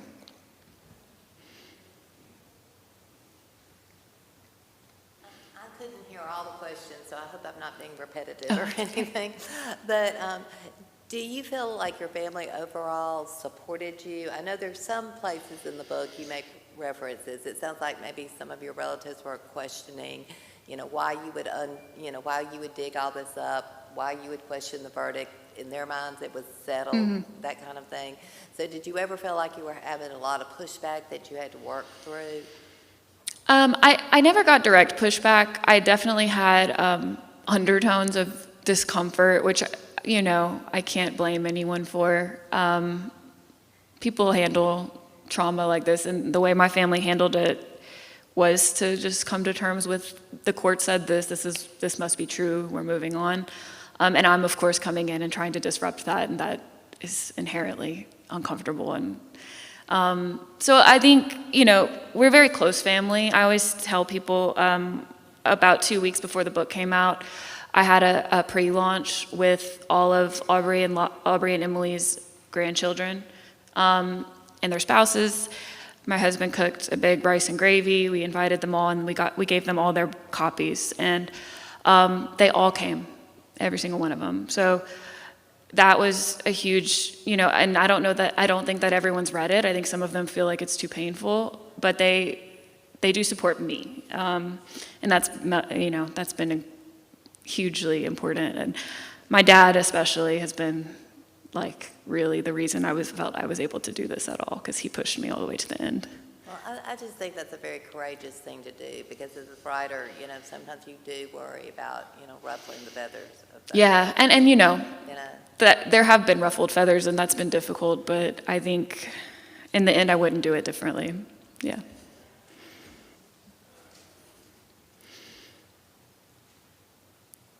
Is that all?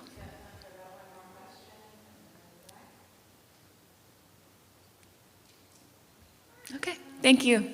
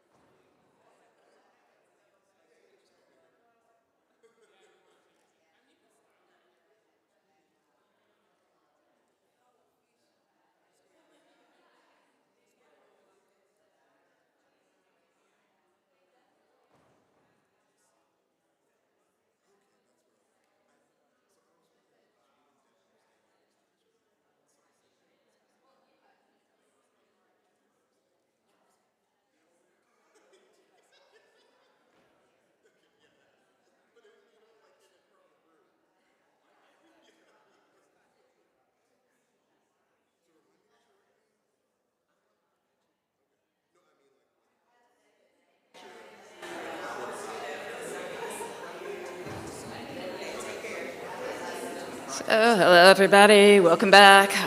Give everybody a minute or two to get settled.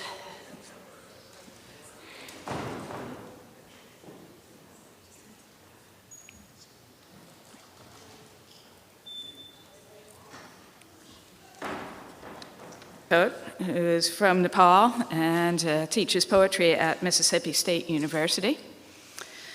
His debut collection of poetry, No Rhododendron, is, in one reviewer's words, a gorgeous, formally innovative collection that explores the loss of a father to cancer, the loss of a homeland due to war and exile, and the anticipated death of a mother in whose identity is contained the final memory of home. I wanted to note that I think this is a book that's struck a particular chord with readers here. I've had several conversations over the last few weeks where people mentioned this as one of their favorite books from this year's Symposium. And so I just got it actually a few days ago, so I'm looking forward to reading further. One poem that particularly struck me of the ones that I've read was In a Time of Revolution, which is incredibly spare and also just fierce in its depiction of the choices that war forces on peoples and families. Please welcome Samyak Shertok.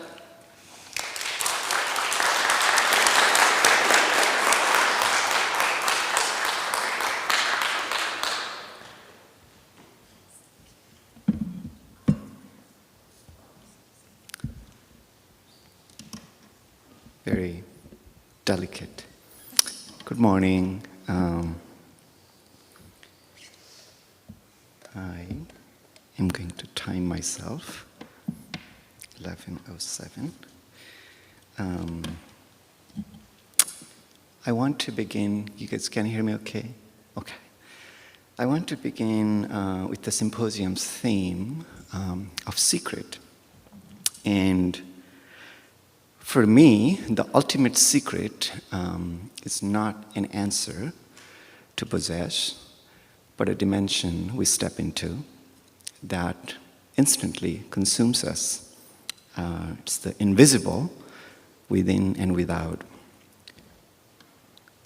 So I want to begin with a small prayer, sort of poem.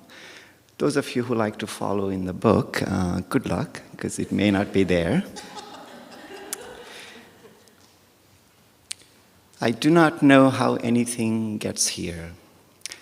This paper, for instance, what tree was felled into what silence, what grief, what notch, what teeth, stripped of its limbs, debarked, delignined, the wound now drinks the sky alone. Every word I wrote on a eucalyptus. What if recycled, whose hand was shredded to bind mine? And one day, all my hours will be forgotten into a single breath for someone else to begin their small story with. What mouth will hold me? What mouth will release me?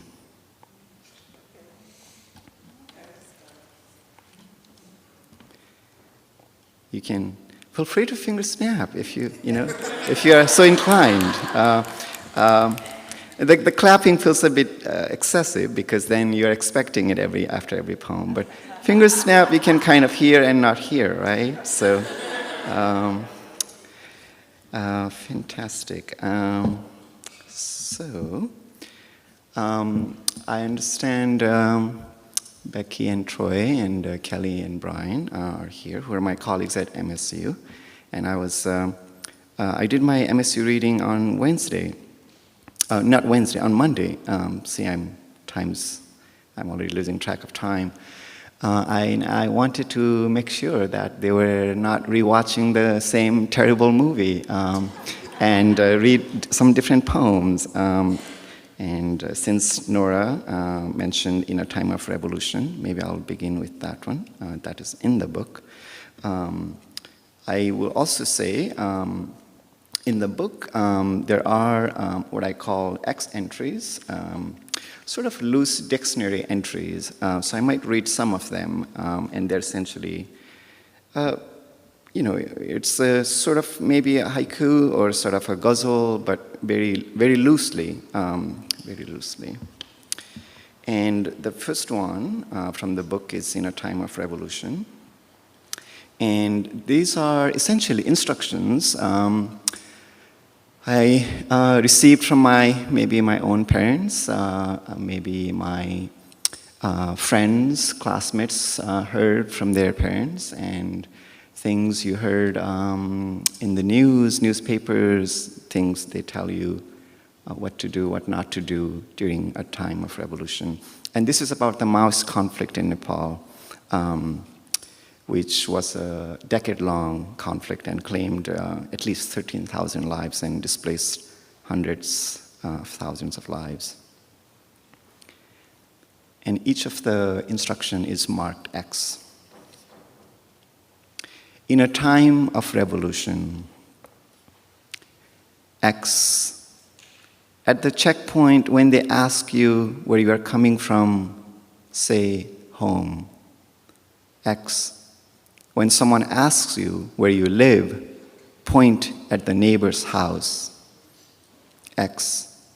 After football, when the goalie says, "The king gunned down the king," don't join the chorus of Vishnu incarnate. He will never die. X. Never wear red. X. Never wear gold star. X. At sundown, unplug the landline. X. Before bed, leash the dogs. X. Practice praying on your knees.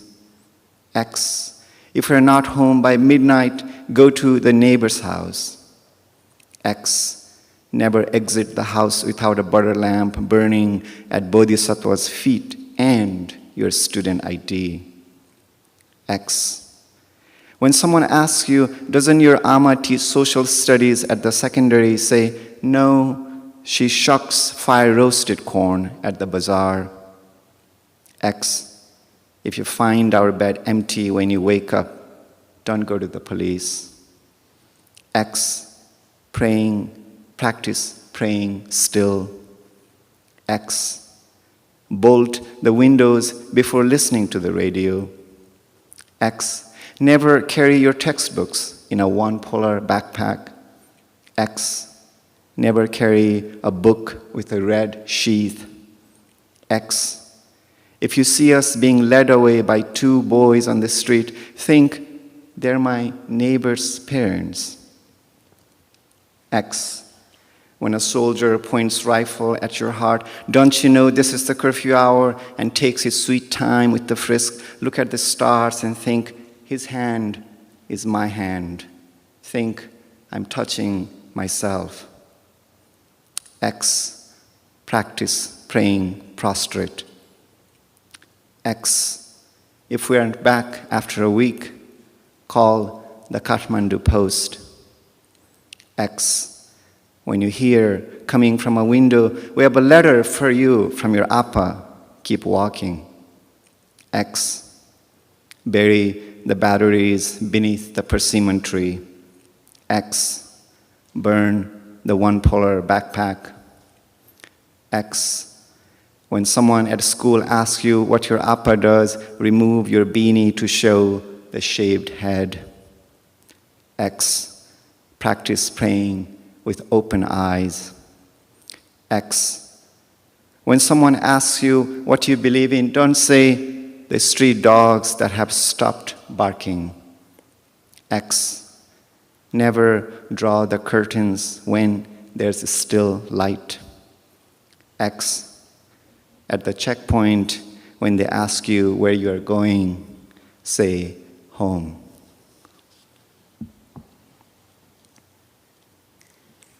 Thank you. Speaking of home, once upon a time, a Himalayan boy at grade 11 was reading his English textbook called Magic of Words, and in it there was a short story titled A Worn Path. And I never knew that one day I would come to, not just come to the state of the author, but also be in the symposium in her honor, which feels like, if you had told me before this, I'd probably have never believed it, and feels like a blessing.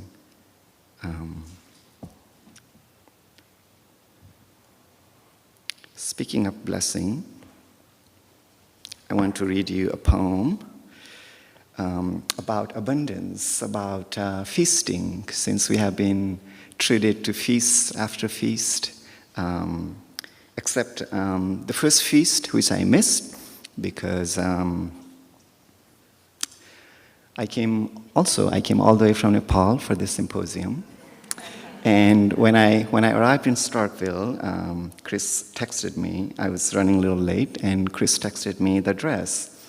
So I was like, great, I don't have to dig it through the emails. So I copy-paste the address into Google Maps, and then I'm off. And arrive, and the destination does not look like a college town. And it turns out I ended up in 1127 College Street in Ackerman. And I had to drive all the way back, but still lots of feasts here. This poem is after Liang Li. He has a poem called From Blossoms.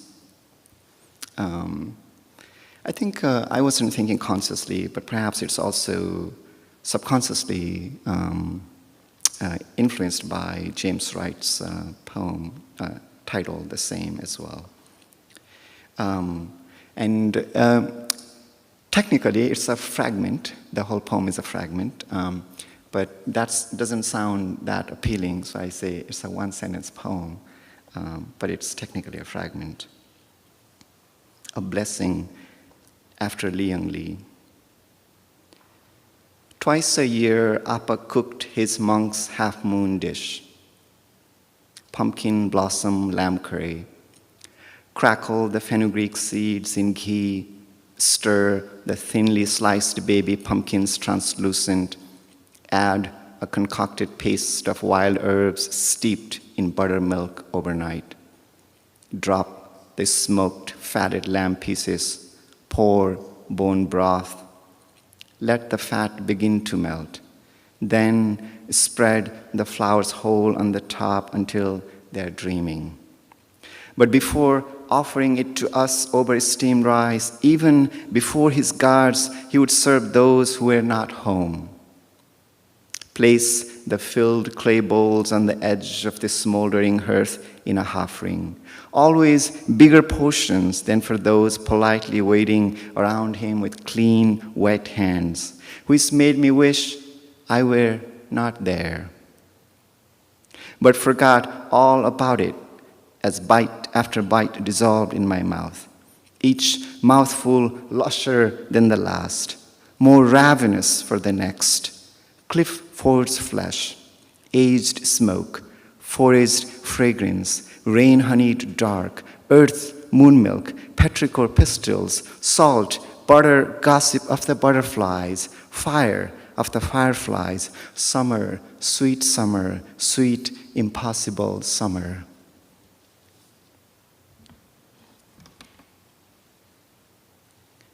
Checking my time. I also need to take a sip, which is always very awkward, right? Because y'all cannot like look elsewhere and.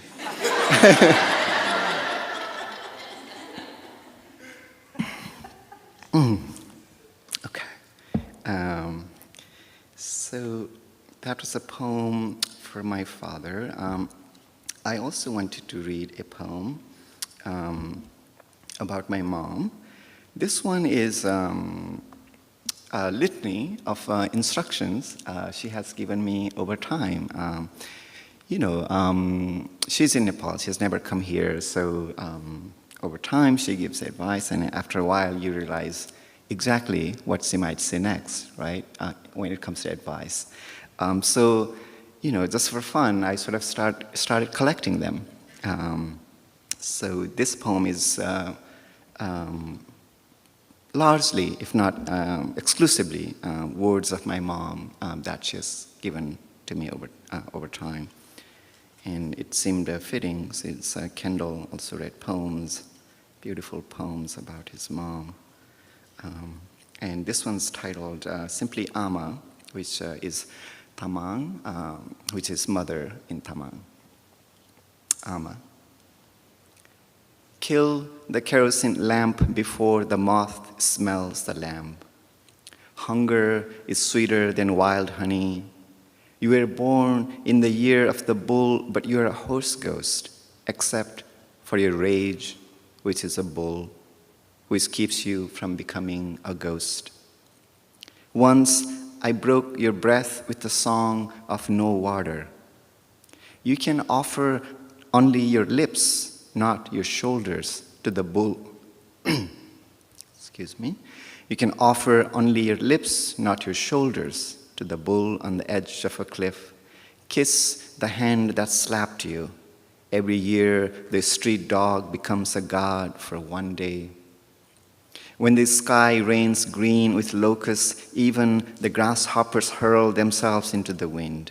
At your age, I plucked swallows from the sky.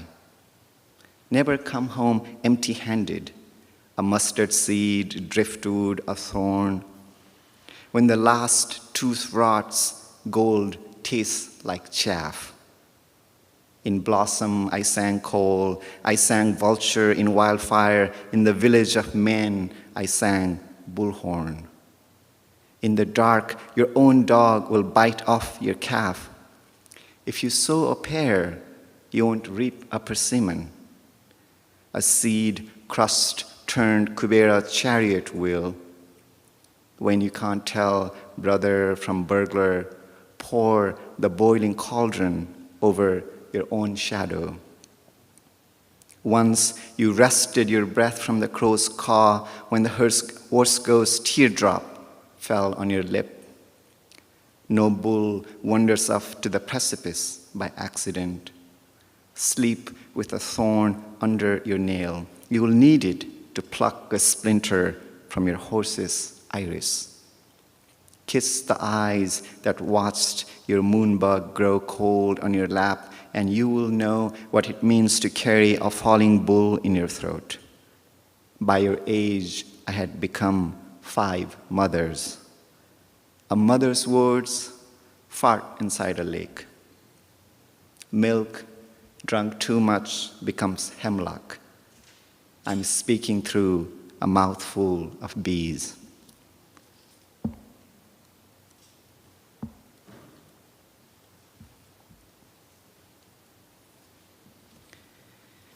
I want to read one sonnet from the sonnet sequence, A Sky Burial. I don't think Naomi is here. Oh, Naomi's here. Yes, Naomi came and said hi, and was telling me like how she read the poem top to bottom as she should, right? And then she realized, oh, it's meant to be read the other way around. I was like, yes, you're my perfect reader. And I'll read you one sonnet. These are elegy for my father, and in honor of the ancient Himalayan ritual of where the body, after someone passes away, is returned to the elements through vultures. So I thought fitting to honor my dad's memory that the sonnets would also need to be inverted. So I'll read you both ways, so you actually get 2 sonnets. A Sky Burial, and it's the very first one. Sonnets to be read from the earth to the sky. X. Enough, but what is there to say to whom? Weigh the tears I won't shed soon. Someone asks from the naked dark. Keen eyes 5 winters ago, won't you say something? Time you held my hand on the way to the terminal. Don't touch the body, a voice reminds me. The last into song, I look at the sky splayed on linen, but what can I offer? I have no hands to gather salt. Harder, I want to keep you a little longer. You'll make the dead linger, she cries beads. No more Nana, her sister's coo. Somewhere behind me, Amma breaks her prayer. Feathers crushed to black salt, I feel nothing. I kneel beside your bed, I see a crow. I kneel beside your bed, I see a crow, feathers crushed to black salt, I feel nothing. Somewhere behind me, Amma breaks her prayer beads. No more Nana, her sister's coo, you will make the dead linger, she cries harder. I want to keep you a little longer, but what can I offer? I have no hands to gather salt into song. I look at your skies splayed on linen. Don't touch the body, a voice reminds me. The last time you held my hand on the way to the terminal, 5 winters ago. Won't you say something? Someone asks from the naked dark. Keen eyes weigh the tears I won't shed soon enough. But what is there to say to whom? Thank you.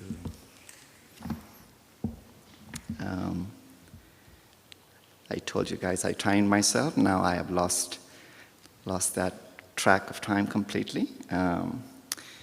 Hopefully we have time for 2 more.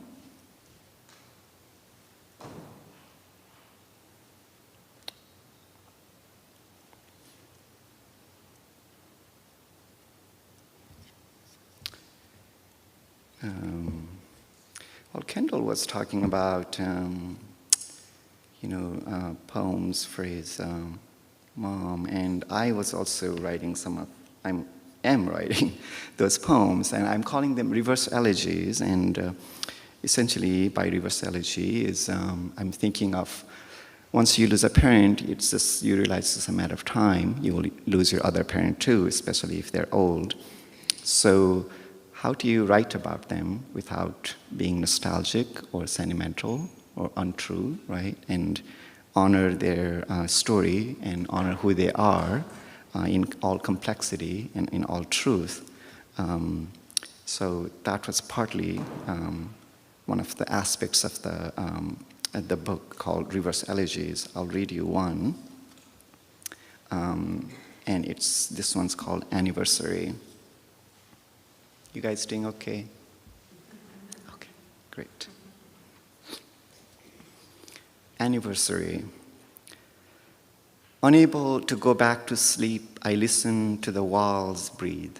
In the kitchen, I open the cabinets one by one for no reason at all. Sometimes I find things there I never knew I had. Yesterday, for instance, I found Amma sleeping in her bone china teacup, wrapped in the yak wool chuva. Even in sleep, she carried her prayer beads in her earth-bangled hand, her arms unfolded arctic. The heirloom cup was there when I was born, handleless, like one of those first Chinese tea bowls. The cup is so white it's pink. Outside, a blue heron sails the kaolin sky, primary remedies of one wing molted from years of drinking. The flight banked as if to compensate for the drunk wing. I like lifting it with both hands, she said, the weight of the warm ash on my palms as I drink it. How many cups of tea this bowl must have held? How many times raised to Amma's lips? How many times washed clean and put away? If you lift it to the moon in your window, her paper wings stir. I wanted to ask her, is it true you can buy your way with the kerosene soot lotus needled into your heel? Do you sing your childhood tales to the snow leopard cubs? When was the last time I touched your cheek? Are you comfortable there in that bone? But she was asleep. So I made 2 cups of chrysanthemum tea, a spoon for her, a spoon of honey for her, 2 for me.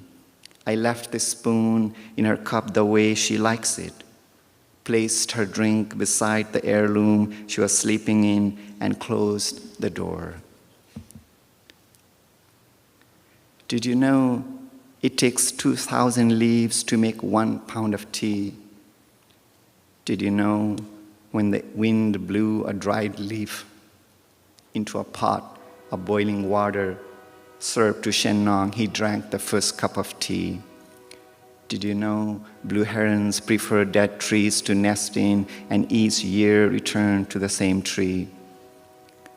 Some nights I hear an unintelligible sound coming from your wall. What can I do but offer this through the silence of a filled cup with 2 hands? Thank you. I do love the gentleness of the finger snapping. Is it time for one more, Nora? Is that what we're doing? Okay. Okay, Nora's thumbs up is really high, so it sounds like I have a lot of time.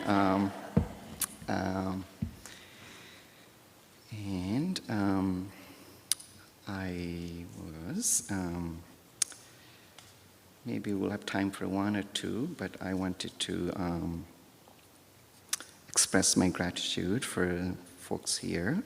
When I was coming, I knew I was coming to MSU.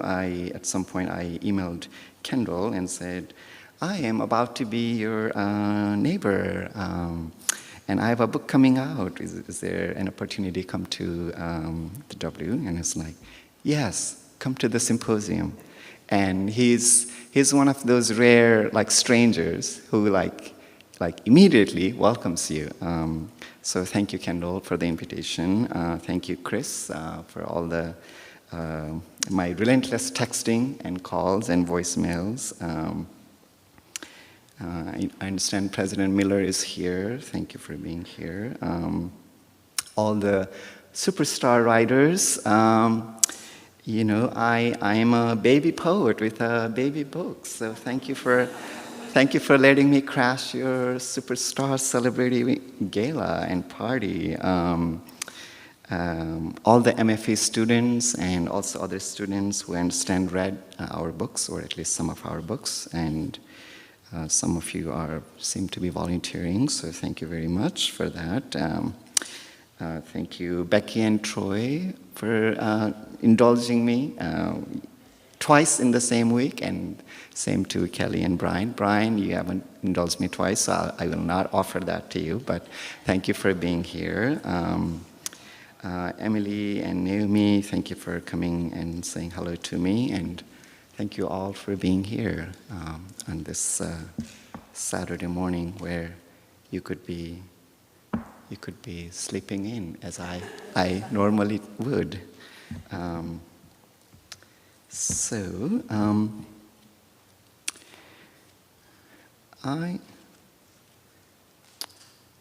want to read a poem which I call a beast of a poem, because I've never tried anything like this before, and you will soon see why. It's also very fitting because Ashley opened gloriously opened the symposium with a ghazal about doors. Where I come from, we call it ghazal, but it's an Arabic form, so I think every folks call it slightly differently. This poem is a meditation on the doors. Okay, 108 doors. For Stephanie Choi. Open the door is what it is not. Orpheus looked back from a door too soon and tore himself into O.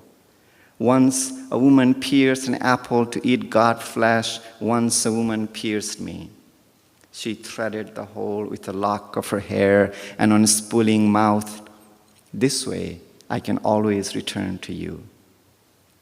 If we're all searching for a door, if every door is a wound mistaken for a meadow, The monk knocked. Who wakes the house of lotus? I, your lover, the flower drowned in the lake of tears. The eye is the door to sin, said the book of God. The eye shall be killed, said the man of God, and emptied 2 oil lamps into his eyes. The devotees asked him on his deathbed for a final teaching. I wish to look at my eyes one last time. For the door is what it keeps out. For the door bisects every desire, beneath every threshold, bones of a nation buried alive. The lintel carved with names writ in swallowed passports. The martyr is a witness for whom? The door cannot remember its mother tongue, so it swallows bodies. Every day it grows hungrier. A mouth rooted, hints dark, we walk in and become its language. The door becomes a wake of live vultures. The door believes the rings are still growing around me. Stone walls. On each rock, a pink palm print of the disappeared. To escape, I must recite every name. The chant wakes you. You are sleep talking again. I close my eyes and count shunya, shunya, shunya. The door opens. The door opens like an arrowhead. I swallow a bodhi seed every time Appa's fist could not open. The first door was the one-winged Himalayan dafe that drank rain only. When it appeared in the sky, the dead could talk to the dead. A walking door of ash, we go from house to house hoping to find what? An heirloom peaked comb, bones of an extinct bird, God, the beloved humming in the other room, the fireflies that danced around us in the pine dark which we crushed in our fists to see if our fingers glowed. Inside or outside, where we're facing. Enter or exit. We always leave the door behind. In this way, the door is more human than we. The wound is the door, says Rumi, to the light. At the gate, my documents are always of the wrong color. Give me back my brother, I say. The door says, which one? I feel most political when I'm entering a door. In search of home, I move from form to form. I bury the comb teeth in the buckwheat field for my unborn moonbug to return from the earth when I'm gone. The door is a mother. It follows. What I'm trying to say is, I am one of her 6 children, you, my only mother. Finally, we arrive at home, at not home or the other shore, but another door.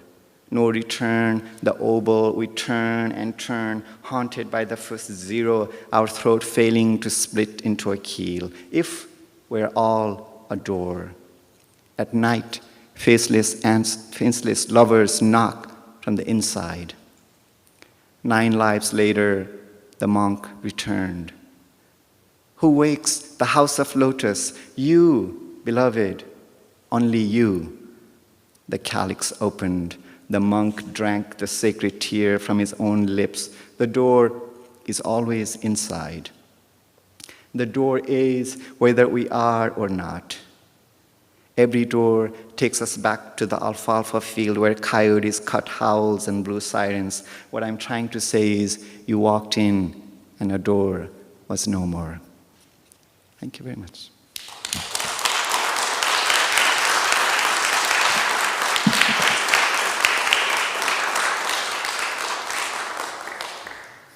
I probably don't have any time for questions, do I?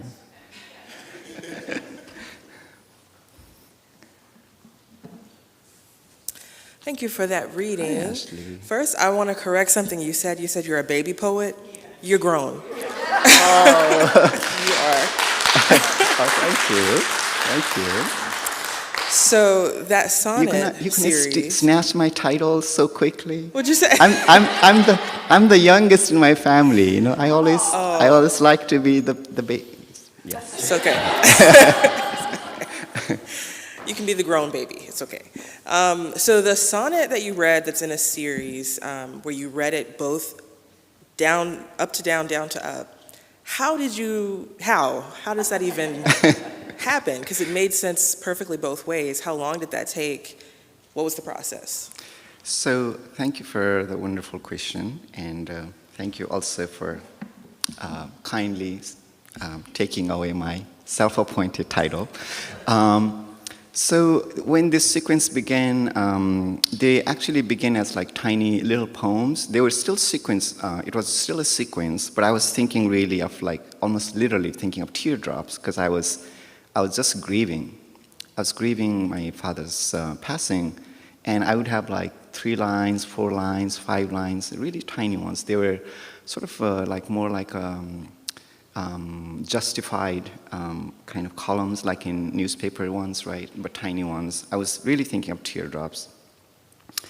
And at some point I realized these poems were more than about simply grieving. There were some unresolved things between my dad and I that I needed to address. I also was wondering, I was going home after 5 years for the first time, and that was the year he passed away.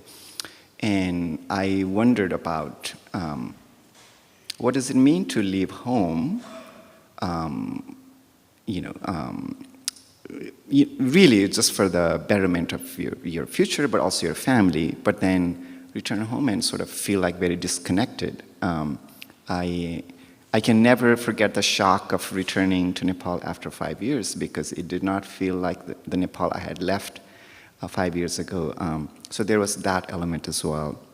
So as soon as that kind of intellectual wrestling came into play, I realized they have to be sonnets, right? They have to be sonnets. And I think by that point, some of the poems had already inched toward being like 12, 13 lines, and I was like, as poets, once you see 12, 13, right, you're like, sonnets, right?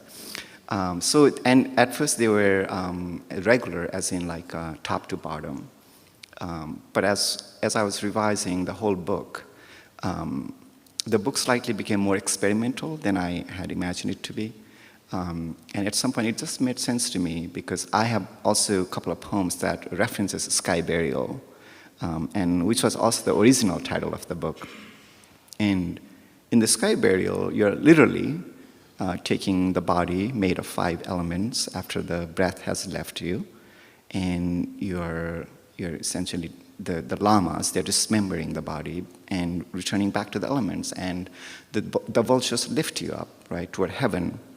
So I really thought, what would a sonnet look like in that form, where you're offering everything upwards? But on the page, as my ideal reader, like Naomi does, when you encounter it first, you also read top to bottom, right? And I want it to be read both ways, because it's partly also about the disorientation. It's also about the shock, right, of losing your parent before you have actually seen anyone die. So that kind of trauma and shock, I think it's kind of echoed in the fragmentation of the language, the syntax, right, the images. And one of the, I think, serendipitous thing is sometimes when that happens, you also make new things, right? Like in the sonnet I read, there is a line that came out of that, which is, she cries beads.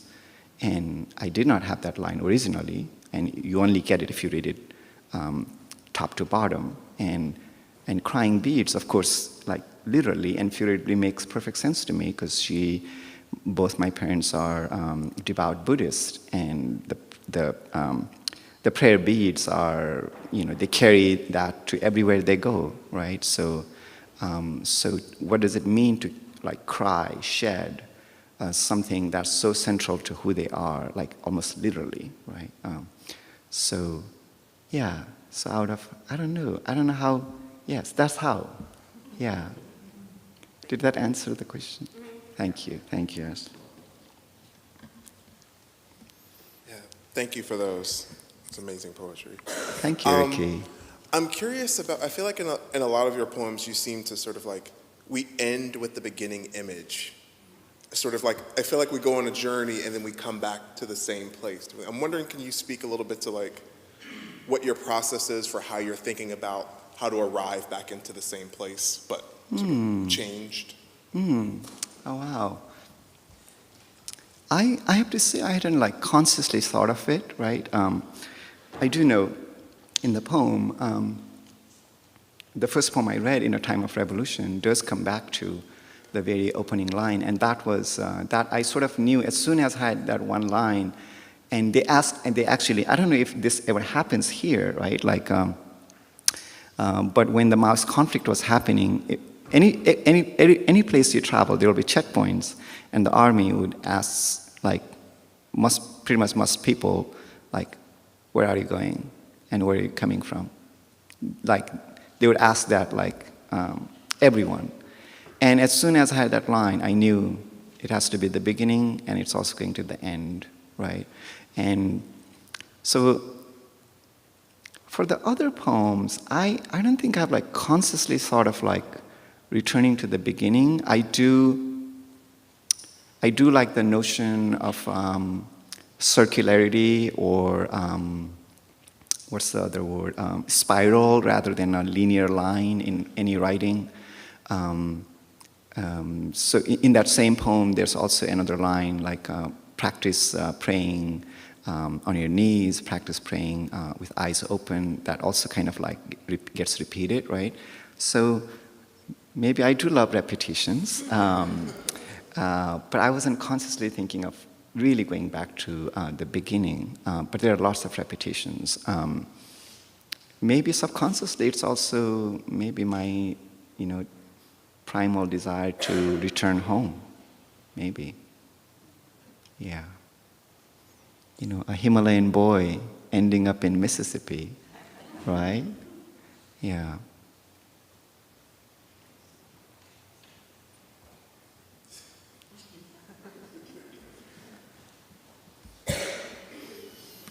I have a vocabulary question. Vocabulary? Yes. Ooh. Such a poet question. Maybe it may be a K-12 teacher question. But you use the word moonbug a lot in these poems, and we discussed in the seminar what that was. Is that an actual bug? Is that a baby? It seemed in different poems like it might mean different things, and we were curious to know. Well, thank you for that question. My real answer would be all of those. All of those and hopefully more. But I will tell you where it came from. In Tamang, it's in Tamang for fireflies, and Nepali also. The literal translation of firefly from Nepali to English would be moonbug. And somehow that kind of felt that in-betweenness of languages, because everything I write is in translation in a way, right? So that liminal space, I think, is what that renaming an object kind of occupies. Does that answer the question? Okay.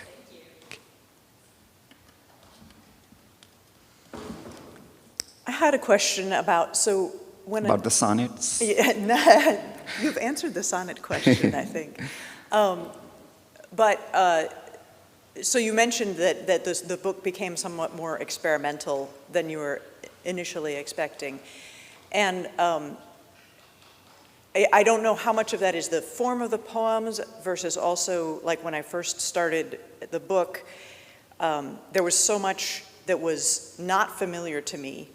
And there were, all these different images. And then, gradually reading the book, I think I got a little bit more familiar with sort of your images and the way that you were writing. But just thinking about all the experiences that you've had that show up in different ways throughout the book, and knowing that you're thinking in two languages at once. I wasn't quite sure how to frame this as a question, but I'm curious about your choice when you use sort of more experimental forms and when you use more sort of easier access form? I mean, I really enjoyed both, but just wondered if you could talk about that a little bit. Yeah, no, thank you, Naomi, for that question. I think,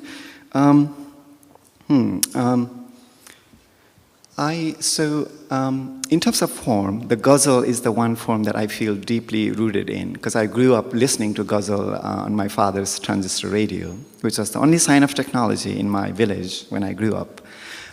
So I feel like deeply connected to the ghazal. And if you look at my ghazals, they are as strict as they can be, aside from the syllable length.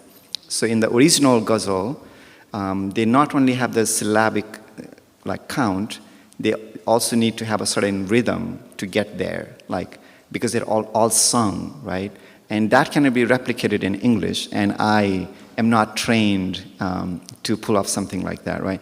So kind of loose analogy would be the meter, the prosody in, say, iambic pentameter or whatnot, right? So you actually need to follow every rhythm, and there are many patterns. So aside from that one, my ghazals are very strict. The refrain stays the same, the rhyme precedes the refrain immediately. There's a signature, author signature at the end, right? The takhallus.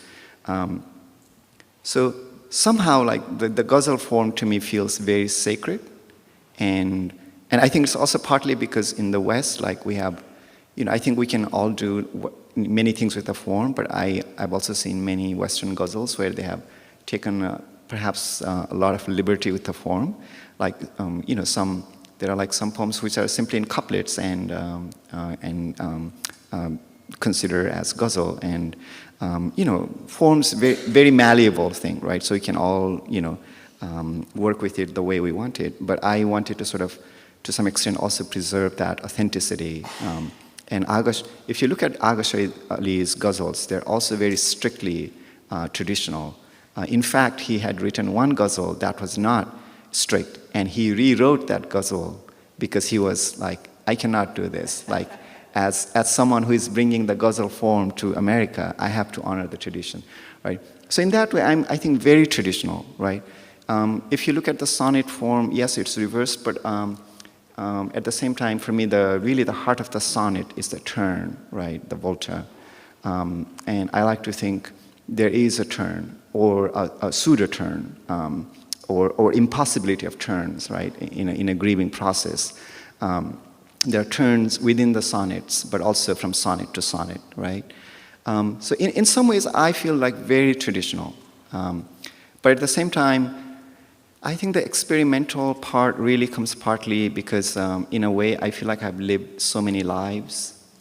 I grew up in a village with only sign was my father's transistor radio.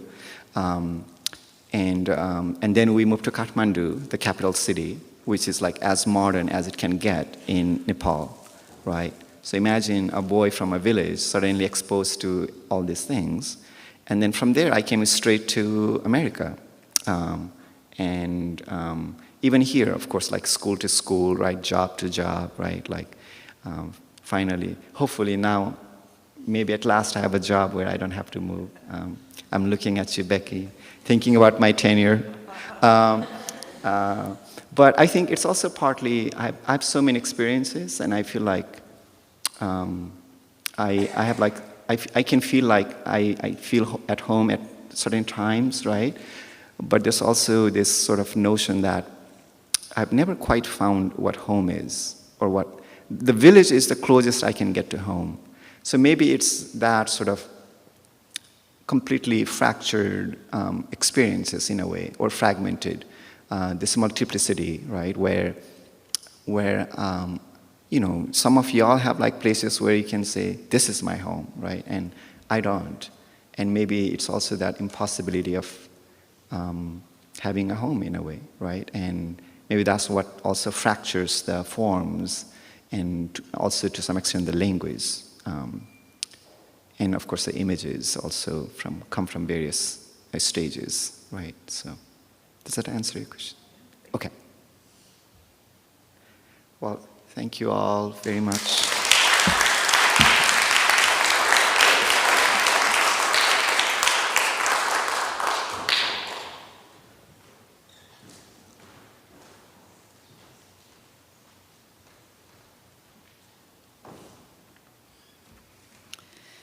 So our final author this morning is Lauren Rhoades, who's actually an alum of the MFA program here at the W, so welcome back.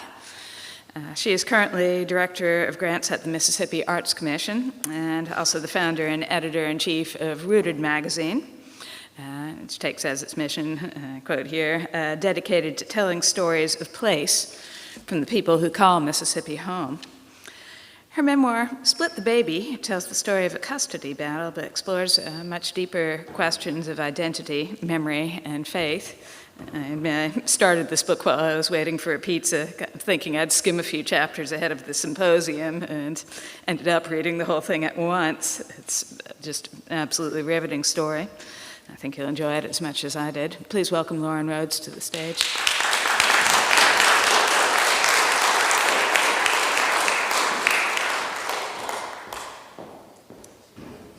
Thank you so much, Nora. And it's really a privilege to be here, especially having been a student with the MFA program and getting to attend the Writer Symposium as a student. And my first one was in 2019. Ashley Jones read at that one and was just as fierce a poet then as she is now. And so it's a privilege to be among these really incredible authors and be the last one to read to you today. I think Addie Kitchens yesterday was like, it's terrible to follow poets because poets are too perfect. And I fully agree with that. But I'm just grateful to be here, and thank you, Kendall and Chris and President Miller and the MUW for having me.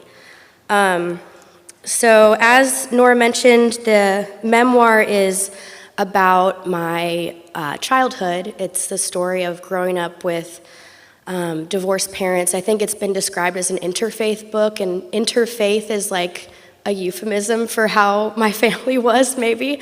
Sometimes it could have been described as a holy war. But so the memoir is about just trying to understand who I was as a person, my identity. Faith was a big question in that.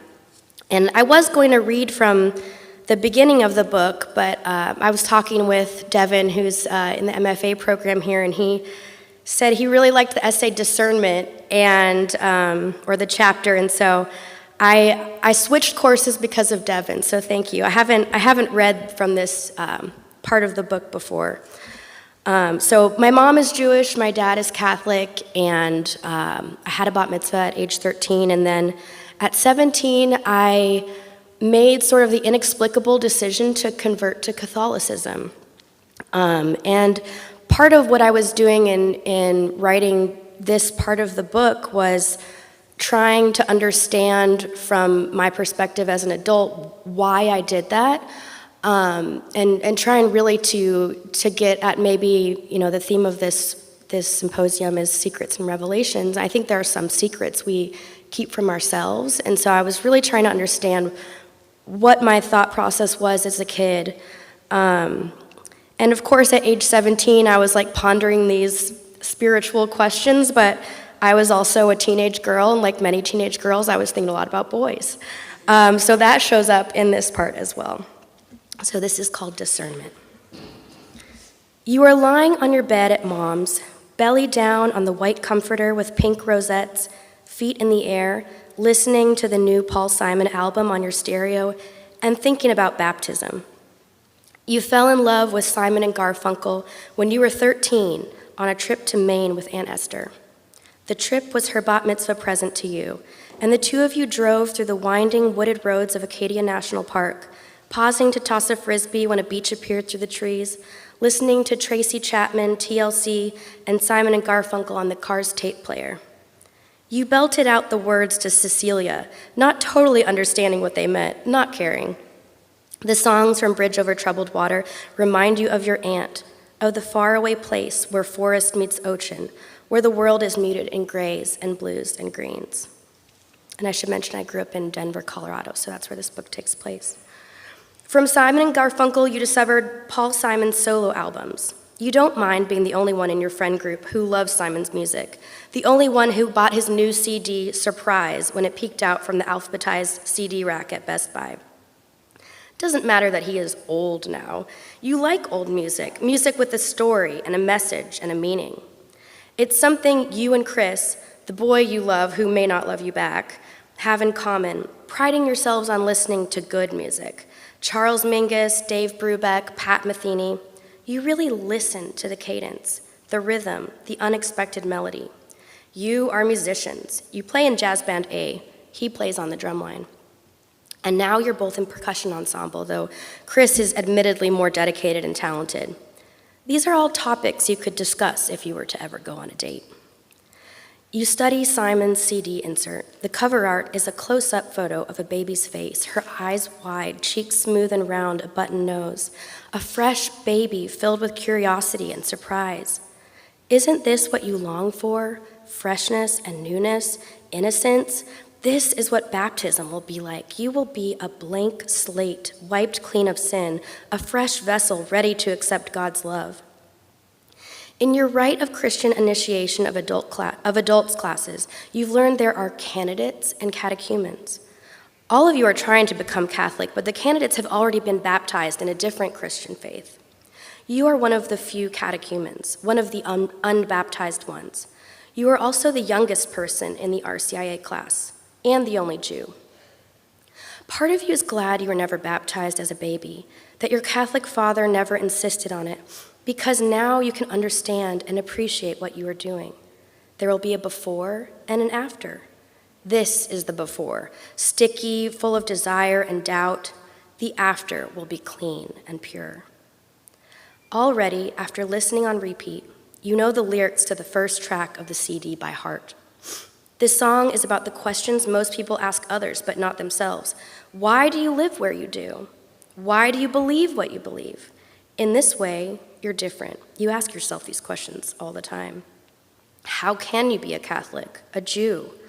Simon sings against a smattering of drums and synth. How can you? You like the earnestness of his voice, the imperfections in it, the lack of accusation.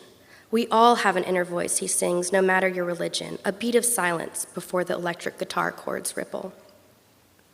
Your own inner voice is incessant, full of contradictions. Listen closely, open your heart to the sacraments, it says. Or is that God's voice? And what about Chris? Is God telling you to open your heart to him too? You imagine what it would be like to touch Chris's cheek, to brush your fingertips against the little blonde curls on his neck. We seek infinite light, and yet we sleep in the dark, Simon sings, his voice trailing off. This is what you want, infinite light, infinite love. Catholicism makes these promises. Ignore the part about sleeping in the dark. RCIA classes take place after Sunday morning Mass in the St. Thomas More Church basement. You go to church now, even on the weekends when you're with Mom. You can drive yourself, you have your own car, Crystal, that's my stepmother's, old Volvo, and you are 17, 1 year away from being in charge of your own life. Mom is in her pajamas, baggy sweatpants, and one of Cecil's old t-shirts, and cradling a cup of coffee when you come down the stairs in the morning. You are in church clothes. You want something to eat, toaster strudel, she asks. I'm okay, I'll eat after Mass, you reply. You don't tell her that you are not supposed to eat for 2 hours before you take communion, that your stomach is supposed to be empty to receive Christ's body and blood, that you can't take communion yet, but you are practicing, that your stomach is empty in solidarity, that the emptiness feels holy. Your mom is quiet, as if your rejection of the toaster strudel is yet another rejection of her. Disappointment fills the room like a thick, choking fog. A month ago, when you told her you would be converting to Catholicism, it was like a dam inside her cracked, her anger and sadness spilling forth into desperation. Why, she kept asking, why are you doing this? Are they telling you to do this? I'm doing this because I want to, because this is what I believe now, you said calmly, firmly. You're turning your back on your heritage, your family, all the people who helped you with your bat mitzvah. I'm not turning my back on anybody. I'm still here, aren't I? But you often think of your Aunt Hetty, who taught you how to read the Torah, and a pang of guilt hits you, knowing how disappointed she must be. It's a kind of open secret, what you're doing in the basement of the church. And you can feel your Jewish family's scorn, or is it pity, unnerving, distracting, threatening to derail your mission. Mom's question continues to echo around your thoughts even now that you have reached a kind of silent equilibrium. Why? Why are you doing this? Maybe part of you wants to become Catholic because it pleases your dad and Crystal, because they hated that you are Jewish, and so a part of you began to hate it too. But even so, this is no longer a question of pleasing parents, but a question of faith and belief, infinite light. Questionable motivations can still lead to good outcomes. Sometimes you hear Cecil talking to your mom behind the closed door of their bedroom. Sarah, it's going to be fine. Wait a year, maybe 2. She's going through a phase. No way is this going to stick. A phase, not a phase. This is your new life. Discernment is the focus of today's RCIA class, which is led by a nun, Sister Felicia. You're surprised to see that Sister Felicia isn't wearing robes and a habit like the nuns in movies, but rather a pink wool sweater, her gray hair cropped into a short, practical cut. She could be someone's grandmother if she wasn't a nun. Discernment, she says, is a way of opening yourself up to God's will, of allowing God to show you your path forward. Discernment is not magic or fortune-telling. It does not involve talking or asking, reason or logic. It is simply a form of listening, of becoming neutral. This is what St. Ignatius called a holy indifference, a detachment from the material world in order to serve and praise God. Once you allow yourself to do what God is asking you to do, a sense of calm and tranquility enters your life. You listen to Sister Felicia rapt. She exudes a sense of quiet peace. Everyone in the room is mesmerized by her presence, including Hilda, your RCIA sponsor, who is taking notes, her shiny red lips pursed in concentration. Detachment, tranquility. For years you have been untangling your desires, your own and your parents'. But what if you could just listen to God instead and do what He wants you to do? Remember Jeremiah from your Bat Mitzvah Haftorah portion. The prophet Jeremiah says to God, I don't know how to speak, for I am a youth. And God tells him not to worry, that wherever I will send you, you will go, and whatever I will command you, you will speak. If only God's voice could be that clear, commanding. If only the voices in your mind could quiet themselves long enough to listen. After the class, Hilda says she wants you to talk to Sister Felicia with her. She is looking at you with what can only be called compassion, as if she is really trying to see you, the aspiring Catholic. Hilda, whose lipstick is always endearingly smeared, her mascara applied a little too thick, her teased-out hair too hairsprayed. Hilda is one of Crystal's few friends who feels approachable, genuinely good, and generous. Her son Taylor, a large and affable boy, played on Sam's football team. Faith seems to come naturally to her, and you sometimes wonder if this grace is only available to those who are born into the Catholic Church, who can speak it like a first language. You follow Hilda to the front of the room, where she introduces the two of you to Sister Felicia. Lauren is only 17 and has decided to become a Catholic, Hilda explains, which is very brave and self-aware. Her mother is Jewish, and she was raised in the Jewish faith. Sister Felicia studies you a moment before speaking. You know, Jesus himself was never a Christian, she says, a twinkle in her eye, and you should always respect your Jewish roots. You should always respect your mother. Okay, you say, I will, I do. But you're not thinking of your mother or your Jewish roots as you sit at your desk writing in your notebook that evening. You're thinking of Chris. You keep replaying the conversation the two of you had in the band room before school let out last week. Had he been flirting with you, or was he just being his usual friendly self? Your pen hovers over the notebook's pages, unwilling to commit an answer to paper. Can I discern if I should pursue a relationship with him, you write, or is that too trivial? It's your friend Shayna's idea to go swing dancing at the Mercury Cafe. She proposes the plan to the rest of your unofficial study group, you, Chris, and Teddy, during first period while you sit in the library finishing homework. It is a given that you will be on board. You always go along with Shayna's plans. She is the boldest member in your group of somewhat nerdy high achievers. She wears crop tops paired with flowy purple skirts, sings opera, and is the only person you know who chooses not to eat gluten for health reasons. You met 5 years ago when you were both studying for your bat mitzvah. She knows you're becoming a Catholic now, but hasn't offered any judgments or asked many questions. You are grateful for this. Chris, can you drive? She asks, and gives you a subtle eyebrow raise. You have the cleanest car. Sure, Chris says. I like swing dancing and swing music. Theodore, you say, looking at your friend Teddy, who Shayna happens to have a crush on. Why not, Teddy says, but you should know I'm a horrible dancer. The Mercury Cafe is in downtown Denver, a world away from the green lawns and cul-de-sacs of your neighborhood. A light snow has begun to fall, and Chris drives slowly and carefully, properly signaling and checking his mirrors, following the directions that Shayna reads off to him from her printed MapQuest directions, even as you get to the confusing one-way streets of the city. Chris, you kind of drive like a grandma, Shayna says playfully. You really do, Chris, you say. Look, everyone is passing us. Chris, thank you for following the laws despite the maniacs in the back seat, Teddy says, and Chris's cheeks turn rosy. He looks handsome in his wool pea coat, the nice one he wears to orchestra and band concerts. Walking inside the Mercury Cafe is like entering a fortune teller's den. The walls are painted a rich crimson, strings of light hang from the ceilings, woven among garlands and big shiny Christmas ornaments. The dance floor is upstairs, and the dancing has already started, big band swing music pumping from the speakers around the room.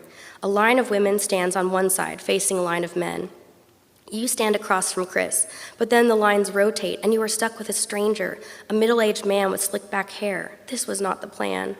Slow, slow, quick, quick, slow, slow, quick, quick, and now the collegiate shag. You look over at Shayna and give her your best, what the hell is happening look. She's dancing with a sweaty, balding man. She shrugs at you, smiles politely at the man, keeps dancing. Partner change, the swing teacher yells. Your new partner looks like Jack Nicholson and as good as it gets. Gird up your loins, he says to you, smiling broadly and offering you his arm. But before you can find out what that means, you say, excuse me, and grab Chris's hands. I'm not dancing with any more creepy old dudes, you say, holding on to him. He laughs. I think that's wise. His hands are warm but not sweaty, snare drum playing hands. He's a pretty good dancer, has no trouble following the slow, slow, quick, quick instructions, and soon he leads you spinning around the dance floor. Glenn Miller Orchestra, he says, cocking his head to listen to the music. In the mood, you respond, and your heart skips a beat. We played this in jazz band. What if you leaned in and kissed him now, but you know, even as you ask yourself the question, that you won't? Not here, where your insides feel as warm as the light glinting off the ornaments, the heat from bodies moving around the room. You imagine seeing yourself as Chris sees you now, in your boot-cut jeans and most flattering sweater, the one you picked out with Mom on a shopping trip to Nordstrom Rack. Your naturally curly hair, now blow-dried and straightened. Does he think you're pretty? Has he examined your face the way you've examined his? You like the way his lower lip sort of pouts out when he's focused, the way he keeps chapstick in his pocket and applies it every so often, the beginnings of blonde stubble along his otherwise smooth jawline, his pale blue eyes. Chris isn't like the other boys you've liked. Sometimes he dresses like a Sunday school teacher, in checkered shirts and brown leather shoes. And he's never looked at you in that eager way of boys you've dated in the past. But you are attracted to his innocence, his harmlessness. Either he's too shy to make a move, or he only likes you as a friend. Either way, it's impossible to discern what to do with your burning feelings other than pour them into your notebook. This is the way it is with God, too, a constant show of love and devotion and faith in exchange for a promise, a mystery, infinite light. We don't ask God to send us signs, Father Andrew said last week during the homily. God doesn't appear just because we want him to. When Thomas doubted the resurrection, Jesus appeared to him, asked Thomas to touch his wounds. He said, "Blessed are they who have not seen and yet have believed." Jesus is saying that because you asked for proof, you are missing the miracle, the mystery of faith. What miracle are you missing right now in your own life? But Jesus still appeared to Thomas, you wanted to say. Why did he appear to Thomas if he didn't have to? You've never asked for signs, though you've secretly hoped for one. All you want is a small thing, a tiny found object, the brush of a warm hand, something that would let you know you are on the right path. But all you have now is mystery, no resolution.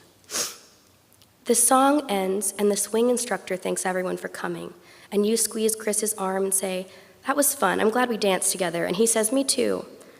You find Shayna and Teddy, who also ended up dancing together, and tell them all about the old guy who told you to gird your loins and how Chris saved you.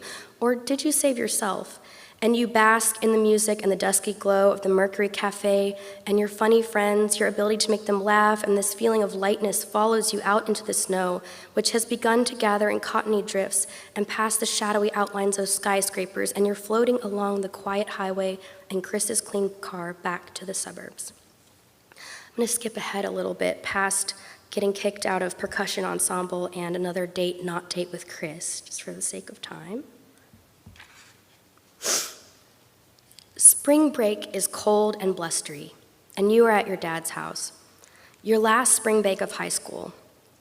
Nothing is planned this year, no family vacation, no special outings. The goal is simply to get through. A thin dusting of snow covers the crocuses and early daffodil shoots that have begun to sprout in Crystal's garden. The tension in the air is palpable, erratic as the weather. Crystal is at Sam's throat, pointing out everything he's doing wrong. Earlier this year, he carved "fuck you" into his bedroom wall with a pocket knife, and she went ballistic and bagged all his stuff into trash bags and set them on the curb. You pray for God to make your little brother want to do his chores, to obey like you do, to let her insults shed off like water from his back. Remember after your bat mitzvah when she called you the Jewish princess like it was a curse, and you felt cursed. When she forbade you from going to Mass with the family because you were Jewish now, as if you hadn't always been Jewish, and you made up your own makeshift church service alone in your room, you had never felt more alone. When she bought you a cheap menorah and made you light the candles by yourself as a punishment, that menorah still lives in the basement pantry like a phantom. You see it whenever you go down to fetch a can of tomatoes, a jar of jelly. Look at you now. You are better at her religion than she is. You are a kinder, more righteous person. At night, you say a rosary and pray for God to soften her heart to help her forgive, just as you have forgiven like a real Christian. This is the year you learn that the Last Supper was a Passover Seder. And what a revelation this is. Jesus at a Passover Seder, breaking the unleavened bread and eating bitter herbs, reclining, asking the question of why on this night, recounting the Exodus. Did one of the disciples slaughter a paschal lamb for the Seder, just as each year your family places a symbolic roasted shank bone on the Seder plate? Oh, so this is why in church they say that Jesus is the paschal lamb. He is the sacrifice. Paschal and Pesach, the same root. Pesach, Hebrew for Passover. The enslaved Jews in Egypt put lamb's blood on the lintels of their doors, and the angel of death passed over their houses. Now you understand why Passover and Easter are always so close together, why your parents' custody schedule gets so complex in the spring, the fighting over who gets spring break and what if it overlaps with Passover, and Passover always overlapping somehow with Easter. This year, Passover starts on a Monday evening, the Monday of Holy Week, 5 days before Holy Saturday, when you will receive the sacraments of baptism, First Communion, and confirmation. Sister Felicia said Jesus was never a Christian. Perhaps she meant that you can still partake in the Seder, that you don't have to worry so much about breaking rules. Since you have proclaimed your intention to become Catholic, you have felt God looking over your shoulder like a holy scorekeeper. All your life, you have felt as if you were doing religion wrong, rooting for two opposing teams. Even now that you have chosen your team, you still feel inadequate. And so you have stopped participating in the Shabbat prayers to your mother's grave disappointment. Excuse me. You stand there mute while your family does the blessing, their voices off key as always. You do not even cover your eyes with your hands or bow your head. Instead, you look straight into the candle's flames. You have stopped saying Hebrew words altogether as though Jesus might hear you and not recognize you as one of his flock. But Jesus was never Christian, and Passover is your favorite holiday. You can admit that to yourself. The holiday where your eccentric grandfather, himself the son of a rabbi, grandson of a rabbi too, leads a theatrical family reenactment of the Exodus. When you eat your mother's matzah ball soup and make Hillel sandwiches with matzah, charoset, and maror, And you and Sam make a plot to steal the afikoman when Poppy isn't looking and hide it in a sock drawer. When you read that Annie Dillard quote from the family Haggadah after dipping greens into salt water, "If I swallowed a seed and some soil, could I grow grapes in my mouth?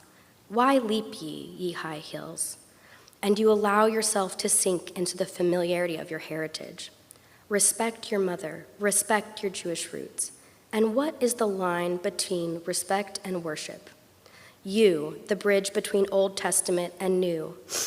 Your silent prayer, "Please let me be with Jesus as though this Seder were the Last Supper."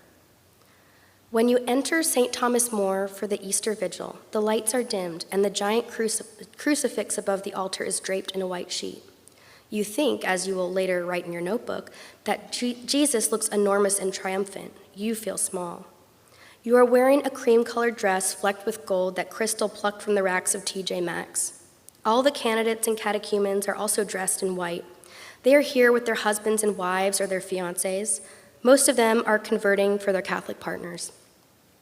You meet first in the church basement, where you have met every Sunday for the past 9 months. The RCIA coordinator drapes the candidates and catechumens in a synthetic white fabric to protect your clothes from the water and oil, she says. You finger the cheap, shiny material, disappointed that the smocks are not made of something more natural like linen or cotton. She then hands out stubby white candles, the same kind of plain Shabbat candles you can find in the kosher section at the grocery store, wrapped in a paper collar so the wax won't drip onto your hands. She lights one, and you pass the flame from one candle to the next, and no one speaks as you walk down the aisle in a line, like penitents or ghosts, faces illuminated by the glow. Fire is powerful and transformative. This is why Jews hold their fingernails up to the light of the braided Havdalah candle to see the reflection and flicker of the flame on their own bodies. Baruch atah Adonai Eloheinu melech haolam, borei morei ha'esh. Blessed are you, our God, creator of the universe, who creates the lights of the fire. Even your candles, small and cheap, seem to convey the gravity of this evening, the holiness. You sit next to Hilda, who smells of hairspray and floral perfume, her bright red lipstick slightly smeared in the corners of her mouth. Dad and Crystal are a few rows back. Sam is with Mom and Cecil tonight, and they are not here. You did not invite them, knowing Mom wouldn't want to come. She's always thought Catholicism was gruesome, gory. Plus, watching you genuflect and make the sign of the cross would be like rubbing salt in her wound. Her absence is a small mercy. Does the ritual matter more than the becoming? This is your silent question, as the deacon anoints your forehead with scented oil and water, as the wafer meets your tongue. Don't chew, you have been instructed. This is Christ's body, transubstantiated. Father Andrew told your RCIA class that sometimes Satanists steal the blessed host, and that once he chased one of these Satanists down. He offered this story as proof. If the Satanists go to such length to steal these wafers, then the wafers must actually be Christ's body. You've never seen a Satanist, but you imagine they might look something like the goth kids at your school? Tackled by a priest in green robes, you could not help but smile. The wafer is Christ's body, the wine is his blood, but the body tastes like rice paper, and the blood tastes like Manischewitz. Such is the mystery of faith. Later, when it is all over, you will wonder why you felt more Catholic before your initiation than you do now. Have you really been scrubbed clean from the inside out? Perhaps it is this sense of fleeting purity, cleanness in the metaphorical eyes of God, or perhaps it is that your brain is filled with more earthly and eternal questions than it can possibly hold, that you decide to write Chris an old-fashioned letter. Because here is one mystery you think you can solve, the mystery of his feelings for you. Dear Chris, have you been to Yellowstone? My mom and stepdad took us there once on a family vacation. And there were these pools of clear blue water, bluer than the water in a pool. If you didn't know better, you'd think they were icy cold, but if you jumped in, you'd be boiled alive. That's how I feel, placid, but boiling over inside. You stare at the page, imagining him reading these words. The metaphor is too much. What are you trying to say? You crumple up the paper and try again. Dear Chris, if you are reading this letter, it means I've gone crazy and decided to reveal my deepest thoughts and feelings, the things that rarely escape the pages of my notebook. But you're not crazy. You're in love. At the very least, you have discerned this. You feel detached, tranquil, just as Sister Felicia said you would. You start over on a fresh sheet of paper. Dear Chris, you probably don't think of yourself as mysterious, but that's how I think about your feelings about me. Sometimes I have an urge to kiss you, like when you laugh and your eyes crinkle up and we're in the car driving in bad weather. But mostly I just want to be near you. Do you feel the same way? Here is my favorite quote. It's by Gertrude Stein. There ain't no answer. There ain't going to be any answer. There never has been an answer. That's the answer. I'm always looking for an answer, and there isn't one. But I keep looking, because otherwise, what's the point? All you want is the truth distilled, even if it hurts. You will give Chris the letter, because how can you not? You yourself have said there is no answer, and yet here you are demanding one. Demanding proof, demanding a sign, demanding something you can hold on to. You might as well be writing a letter to God. Thank you.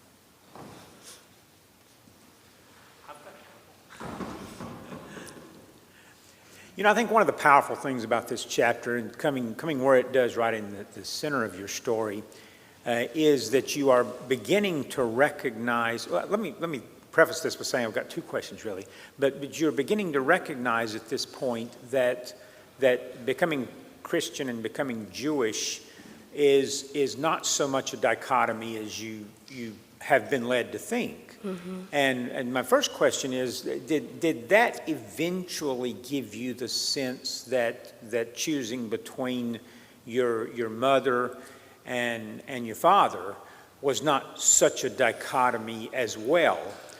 Second question I have is, I think one of the beautiful things in this chapter is how, or in this essay, is how you when you're trying to struggle with the idea of whether of how you should love Christ and how Christ, or whether Christ loves you, you're actually struggling with the same question with someone with a very similar name, Chris, whether Chris loves you and how you can love Chris. And I wonder if that dawned on you as a young person, or if that only dawned on you later, that everything you say to Chris in here, especially that beautiful last letter, is exactly the same thing you would have been saying to Christ at the time. Did that occur to you then or later? Thank you, Devin, for those questions, and for suggesting I read this chapter. The dichotomy between Judaism and Christianity did that. I guess I really did go through that thought process of understanding the connection between the Last Supper and Passover, and that was kind of like a mind-blowing thing for me at that time, because I had always thought of them, these religions, as in opposition. But I still felt like at that time, I still felt like I had to choose. Eventually, I went to college. The Catholicism didn't stick. I was pretty much just done with religion. And I think as I've gotten older and as I started writing this book, I became more accepting of that, the uncertainty and the fact that there never is going to be, there's never going to be a moment when you completely understand who you are and what your beliefs are, and I'm okay with that now. Although I do identify as Jewish, and I'm raising my daughters Jewish. But the part about Chris and the letters to Chris, so when I set out to write this chapter, I was like, I know I'm gonna have to write about why, the experience of converting to Catholicism, and so I was going back and reading through my notebooks and trying to kind of reorient myself to like what it was like to be 17.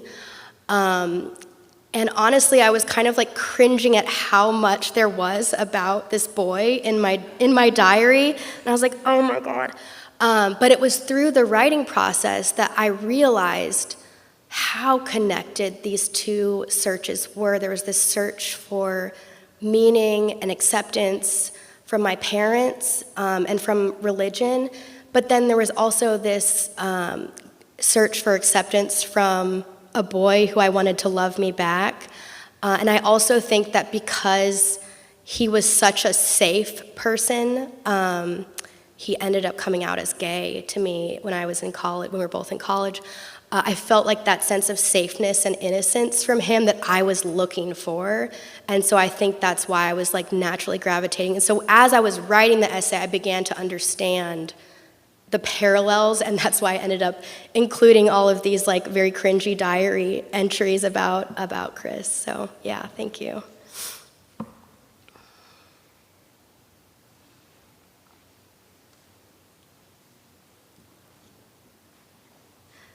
The microphone dance.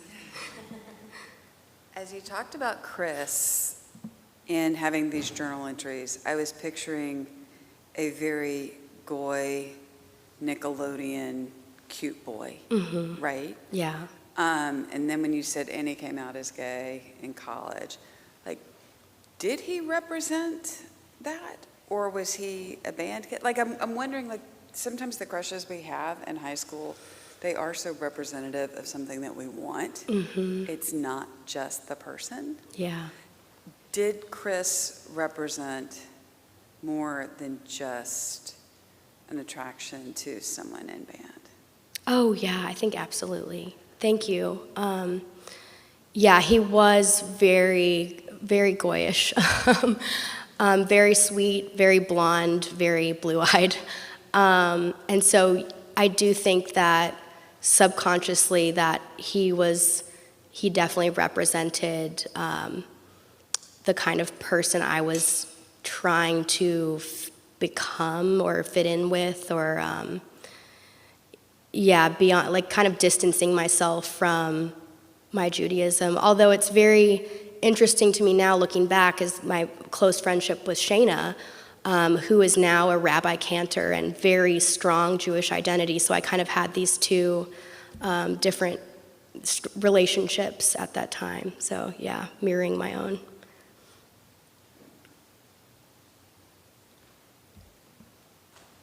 Well, I have a totally different question, which is just kind of, I don't know if it's structural or not, but we were talking about how you say early on, it may be a prologue, that your father had already given you some documents. I don't know really where you're writing your idea to write the memoir, when it actually came about. And then you said, I think about 2019, your mother handed over the parenting journal, which she kind of reluctantly did. So I don't know if you were already in the process of writing and this was just a bonus, or if you got that and that impelled you to write, or how could this memoir have been written without the parenting diary? Would it still exist but be different? Yeah, thank you for that question about the parenting diary and documentation. So when I decided I was going to start writing about childhood, I was letting my mom and stepdad know. And my stepdad sent me like a lot of legal documents in the mail that he had inexplicably saved. And one of them was this parenting evaluation that was done by a forensic psychiatrist who interviewed all the members of my family and me and my brother. And it was about a 76-page document of direct quotes, direct observations from this, impartial observer. And it was like, I say this in the book, but it was like reading a fairy tale about yourself. And so as a memoirist, that was like that was a treasure trove for me to be able to draw from these observations that sort of corroborated some of my own fuzzy memories from that time. And so I really do think that I don't know if I would have been able to write the book without those documents. And the other one you mentioned is the parenting diary. And so my mother did reluctantly send me this notebook she had been keeping, which essentially she had started keeping as evidence for her lawyer. I was around 10 at the time, my brother was 7, and we had been refusing custody time, and she was having trouble with my dad and stepmother. And so she began documenting these instances, and some of them were like really short entries about like pickup times and drop-off times, and others were these kind of more emotionally intense memories that, or intense experiences that she was having about, her children not wanting to see her. And so I asked her permission if I could include pieces of her parenting diary, especially the pieces that I sort of remember the events that was taking place around. And she gave me permission to include those. And it was important for me to include those because as I was writing, I was closer in age to her at the time she was recording these incidences than I was to my childhood self. And so in many ways, like, I related to her experience almost more than I did to my 10-year-old experience. I was also pregnant with my daughter at the time, and so I was thinking about, like, what is it like to be a mother? What would it be like to have your children not want to see you or being taken away from you? And so I felt that it was important to include her perspective because I did want this to be a sort of portrait of a family that was fractured, and her experience felt very vital to me. So that's why I included. I think it would be a different book without her words too. Yeah.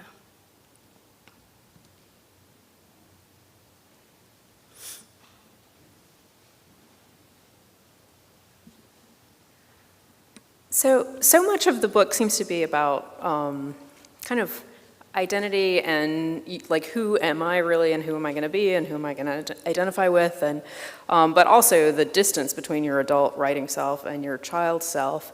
And yet the whole book is written in first person point of view, except for the chapter that you read to us from. And I wondered if you could comment on why only that one chapter is told in the second person point of view. Yeah, thank you for that question. Gosh, imagine a whole book being written in second person point of view. That would be probably horrible. But while I was writing this, Natasha Trethewey came out with her memoir, Memorial Drive, which is one of my favorite books, and such a powerful story. And she has a chapter in that book that's written in second person. And it's a chapter which involves a really difficult and painful memory that she's reliving. And I read that chapter and I was like, whoa, I just love how she did that. And I was having trouble writing about this particular experience, just because I carried a lot of like shame around it. And so I decided that I would try writing it in second person as a sort of like self-hypnosis, because it's interesting. It kind of like felt like it was distancing me in a way, and I was like writing about another person. It was like it had a strange effect, and so I was able to write about the experience in second person, and then I just liked the way it turned out, so I kept it. My little ode to Natasha Trethewey. Yeah, thanks. Thank you.